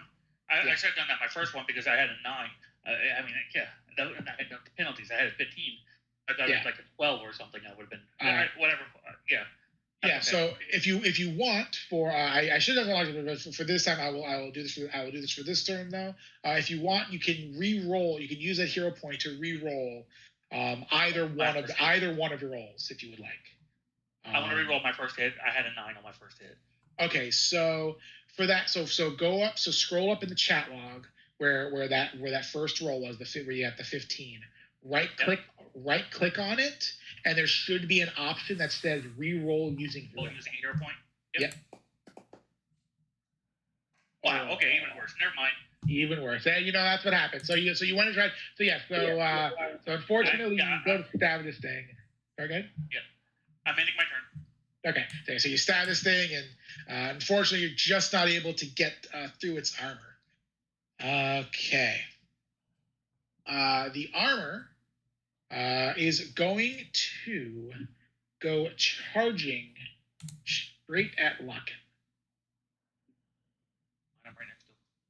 Paul. It's attacking you, brother. Okay. It is attempt. Opportunity. What happened? It doesn't take an attack of opportunity. If anyone has an attack of opportunity, so Pathfinder, very specific, you have to have it. Does someone have an attack of opportunity in this group? I have plenty of reactions. Do you have a reaction that lets you make an attack? When someone starts a move near you, it would probably be called something like attack of opportunity or it's shot of opportunity or something like that. No, I did not. Okay. Yeah, see that all the editions like the D&D is like that, attacks of opportunity where like everyone had them, but in Pathfinder, unless you specifically have an ability that gives you it, then you don't have them. So okay. But there's lots of abilities that do give them, but you just have to make sure you take them where people get them super up. Anyway, okay, so this animated armor is taking a swing at Locken. Yeah, what did I do to you besides launch a couple of arrows? Exactly. All right, but I'm 20 feet away from him. No, you're not. He's right adjacent to you. You're 20. It says plus 20 feet, but that's because that's for the levels. You're technically 20 feet in the air. Oh, I mean, I would have moved to the back of the room and just shoot him. I wouldn't have been like, why would I launch it? If I was right next to him, I would have used my melee attack. Yeah, well, you didn't move. I mean, you didn't use an action. You could have used an action to move, but you just stood right. You stood right there and fired where you were at. Okay.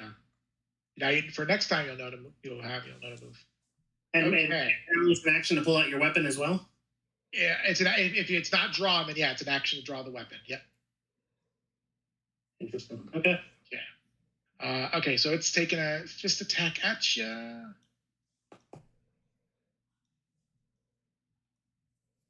I forgot to target you. Sorry, that is completely my fault. Does a 27 hit your AC? So if you're looking at your character sheet, or if you're looking at the, I guess you're looking at the bottom there. Is it on the bottom or is it at the bottom? I'm looking at your character sheet, but on your character sheet, it's the little blue. It's a little blue number. That's armor class of 18. Okay, armor class 18. Okay, so yes, a 27 is going to hit you. Okay, so I'm going to take what, 11 damage? You're going to take 9. Sorry, 9. I'm rolling it right now. You're gonna take 5 bludgeoning damage. So in the chat log, just click where it says damage in the chat log. In the chat log, click on damage. Okay. Yep, there you go. And that just applies it to your character right there. Okay. Okay, right. Okay. Then it's going to take another swing at you with its hand.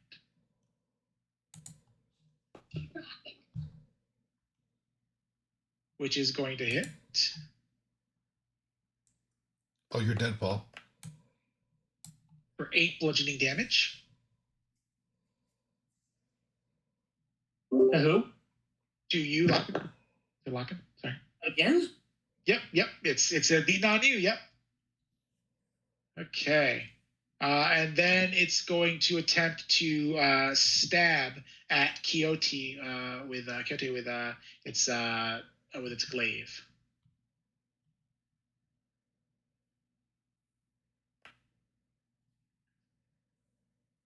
Which it will hit. What's it doing? What's its hit attack? An 18 to hit Quixote. Oh, I have higher. It says your AC is currently 17. Yeah, but I didn't What happened? say that. Can't cheat. It says 18. Well, they rolled an 18. What's your AC currently? 18. Currently 18. Well, you don't currently have the shield raised up. Oh, So, wait, so no, your with no shield, I should have 18. Oh, unless I'm looking at the wrong person. Oh, I have 17. All right, so I don't have it raised up. Yeah, okay, it hits me then. Yep. Okay. So that means you're going to get hit by its glaive for 7 slashing damage. Sam, you just click the little damage icon down there in the chat log, and then it'll apply it to you. We're about to get married. Okay. And that's going to bring it to Mazor. I'm going to strike it with my sword scimitar. Okay.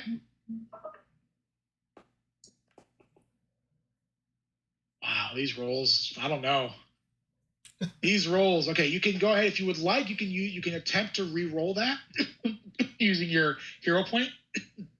No, I don't think it'll do any better. Okay. So I'll hit it again.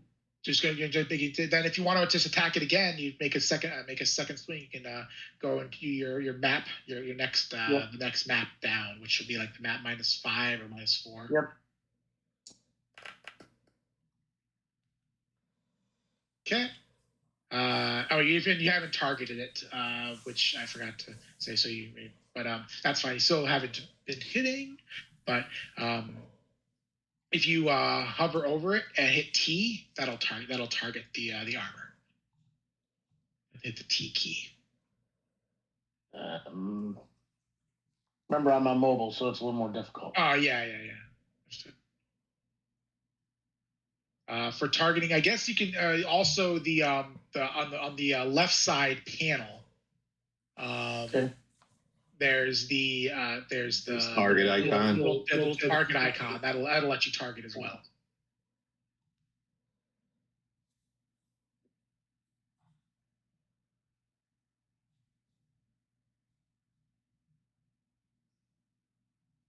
Last attack.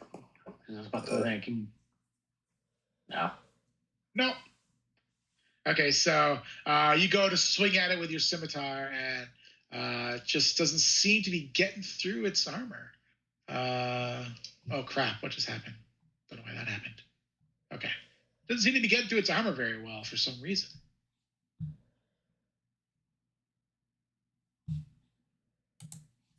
Okay, and that is it for Mazor. That was 3 actions. Okay, Noid, you're up. Okay, I'm going to use all 3 actions to heal. Okay. Um, you want to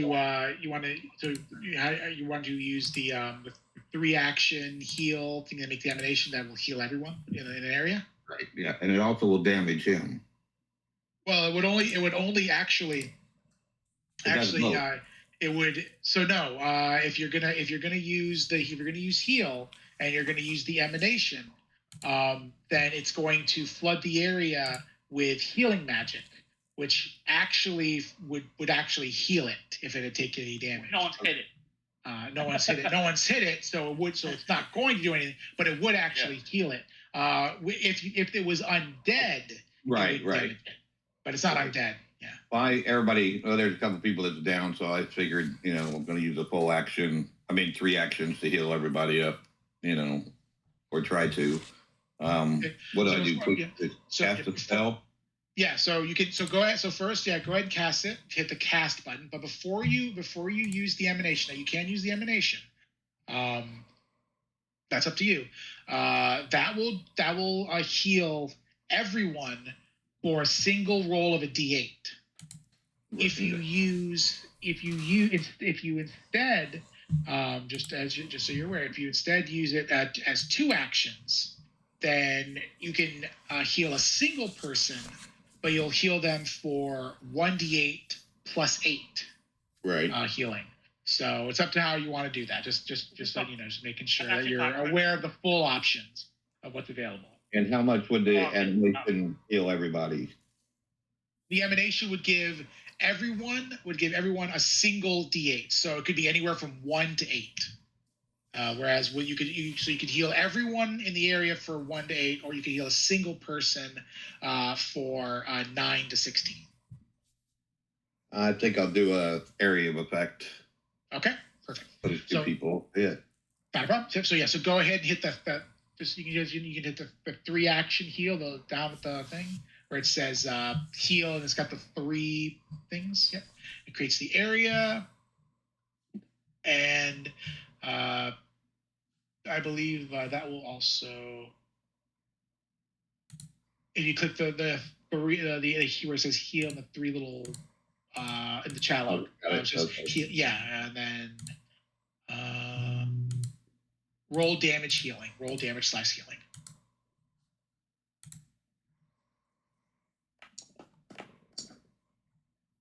There you go. Okay, so everyone, well, I guess Lock-in and Quixote, since you're the only 2 who actually took damage, could go ahead and hit where it says heal down in the chat log, and that'll recover 3 hit points to each of you. Not a whole lot, but it was something, I guess.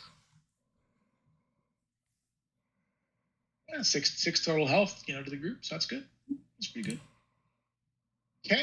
And now it is Kansara's turn.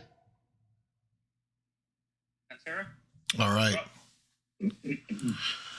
So the this armor, this monster armor, it can attack 3 times. Basically 18. Yeah. So AC's high, but I'm not worried about attacking it.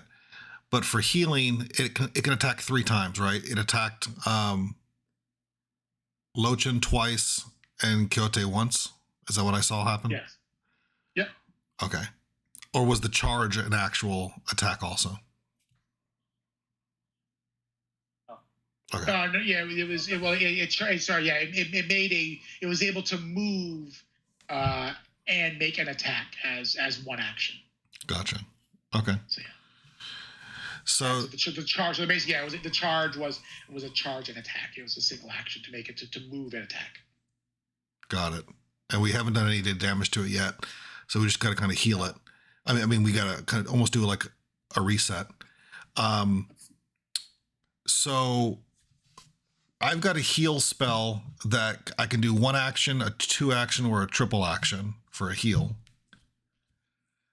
Yeah, same as just what Noid did, yeah. Oh, same as what Noid did. Got it. So Noid did the triple. Have you Paul up? Yeah, it's up to you. Yeah. So I'm going to do I'll have to double check, but I'm going to probably do a double heal, like a 2 action heal on Lochin, and then a single action heal on Quixote. Okay, so unfortunately, the only problem with that is, in that order, is because to do a single action heal on Kyoto, you would have to move to them, which would also require an action. So a melee range, I got to be. Got it. It's not a range heal. Okay. Right. You get the two action heal is range. That the 2 action heal you can heal someone up to 30 feet away. Oh, I got you. 1 action heal has to be touched. So I can do a single to Paul and then a 2 to Carl. Got it. And the single heal, the single action heal is just a single D8. A single D8, and the other one, the 2 action heal is a D8 plus 8. Is that correct? Correct. Yes. Got it. Okay. So I'm thinking just a double action heal to Paul, and then I'll probably add like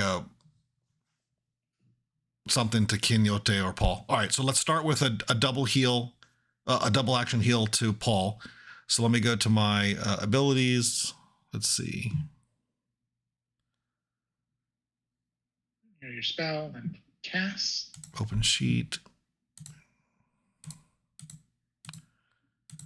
Spell cast and heal. All right, here it is, cast. That'll bring it to those shoots into the chat log. And then you want to click the 2 action heal versus living. Yep, I see it. And then roll healing. I don't have a target yet. I guess it doesn't matter. That shouldn't matter too much. Okay. I mean, whoever hits the heal button will receive it. So got it. Yeah, I'm targeting Paul, who's the most damaged here. Okay, so Paul, you go ahead and click the apply healing button there in the chat log. Okay, there you go. Feeling a lot better now. All right, so you're full health. Close up. So I've got 1 action left. Looks like my cantrips are a bunch of let's do, let me see.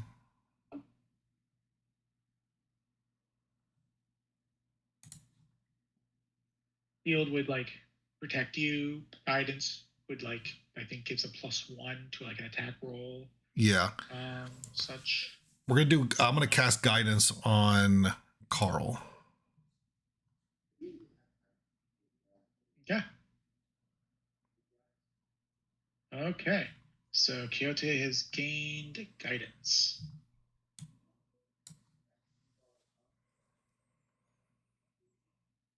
So +1 status bonus on 1 attack roll, perception check, or saving throw, or skill check. Pay attention before the duration ends. That's until the start of your next turn, until the start of Sarah's next turn. Okay. That was your 3rd action, right? So, yep. So you're done. Okay, so that's going to bring it to Lucky. Back up, brother. Yeah. For my first move, I'm getting out of here. I'm going as far as I can. I have a range of 25 feet, right? You have you have a range. I think actually with your longbow. No. Sorry, my foot movement. It says I can move 25 feet. Correct. Yes, you can. Yes. I'm moving 25 feet. Up 5 squares. 1, 2, that's 2. Technically, can't move into that square, but you could move through those squares where your allies are. So 1, 2, 3. Can I still hit him from here? 4. Yeah. Can I still hit him from here? So yes. However, from that angle, because of the wall, he would have lesser cover from you, which would make it just slightly harder to hit him. I'll do from here. At least I'm away from him. Unless, is there a better way to go? Like maybe, because I mean, I can shoot around the corner, but like I'll take a small hit for that or whatever. Yeah, it'd be a small penalty. Yeah, and you're already taking also a slight penalty to hit because you're using the longbow at close range. But that's only a -2. What about? Can I go up the stairs? Can I shoot him from out? Go ahead. Can I climb the stairs?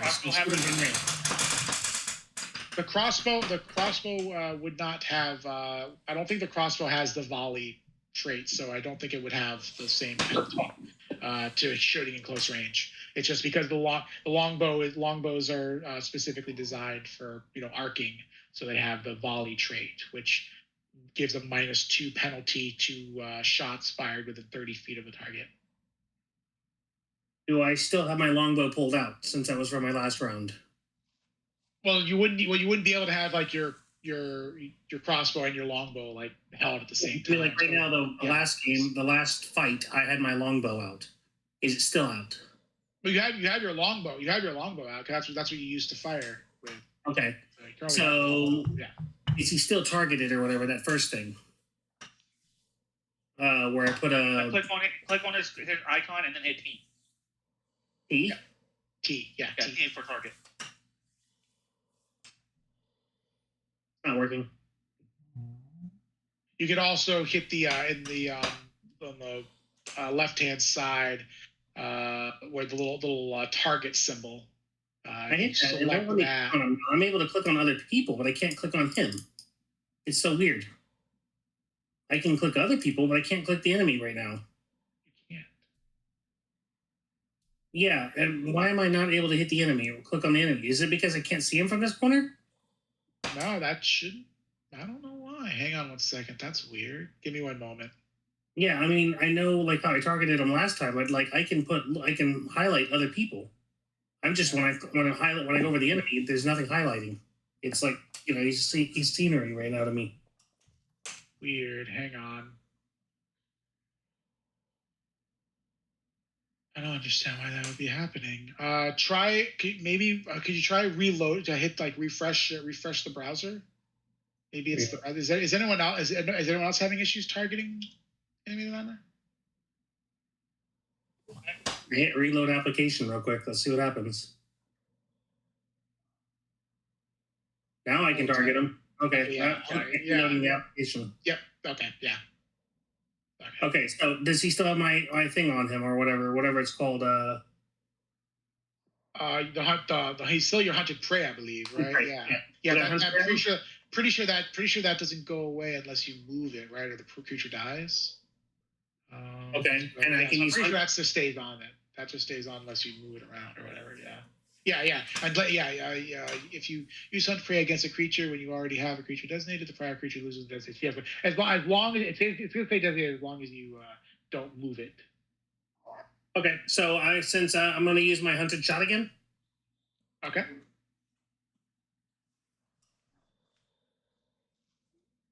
With my longbow, so I can hit strike and then right. So this will be all right. This will be the strike +7. Yep, the full strike. Okay, there you go. That hits. So the bow that arrow actually lands and connects. Go ahead and hit where it says damage in the chat log. You just hit that. That'll roll your damage. Nice. Okay. Unfortunately, the arrow seems to just kind of... Wait, what? No, that's not correct. It shouldn't be doing 0 damage. Hold on. No. Plus, I have piercing. Piercing? Maybe it's strong against piercing damage. No. Maybe it's immune to volleys.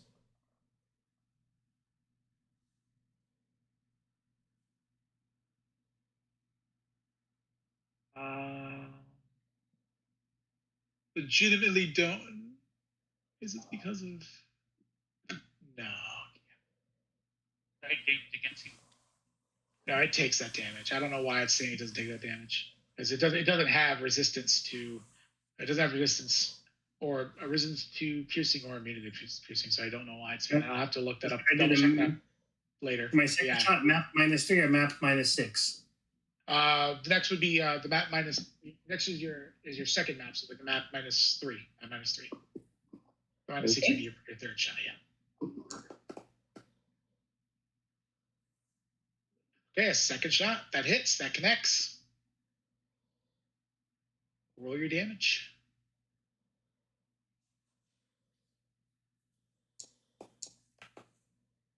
Damn.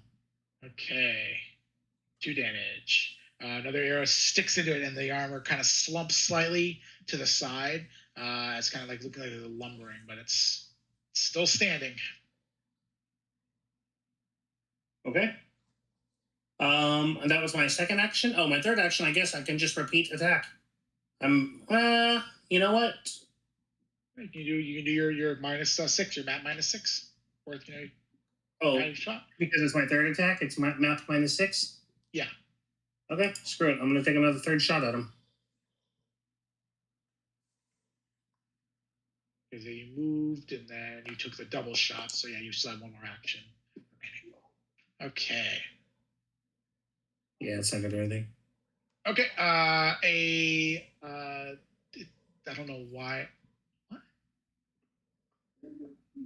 How did what? Hold on. Sorry.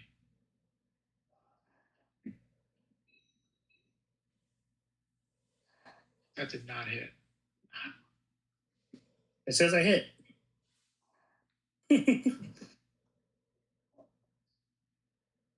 There's something wrong with this enemy. He's gimped. Yeah, no, something happened. He has an AC of 17.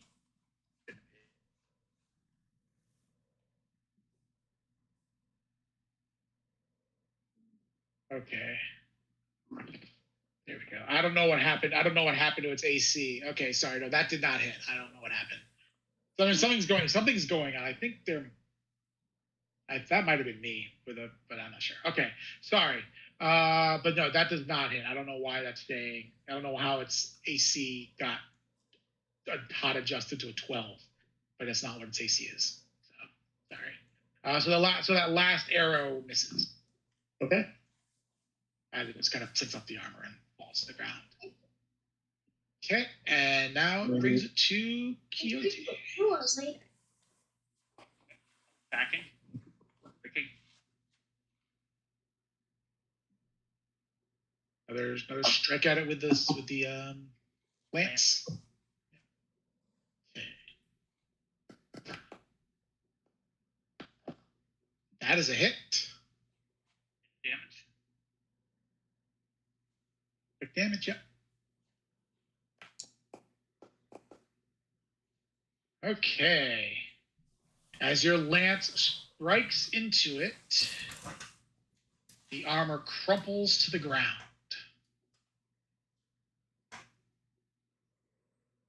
And that ends the encounter. As it crumples to the ground,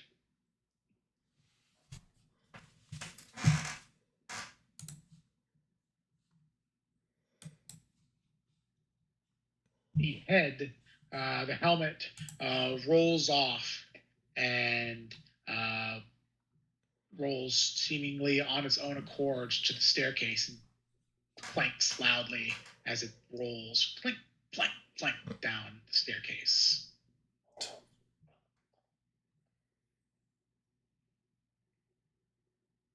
And I think that is where we're going to be ending tonight. Good. Sounds good to me. I hope everyone enjoyed the first session. Yeah. Yep. Yeah, great. Fun. Thank you. Hopefully, a few things were ironed out, but should be good to go for the next time. And we should be good to go for 2 weeks. And let me see, that is what day is it? That's the 24th. Everyone should be good for that. November 24th. Yeah. Okay. Should be. Sounds good. Yep. Bye, guys. Okay. Bye. Good night, everyone. Hey, it was fun. Thank you. Thank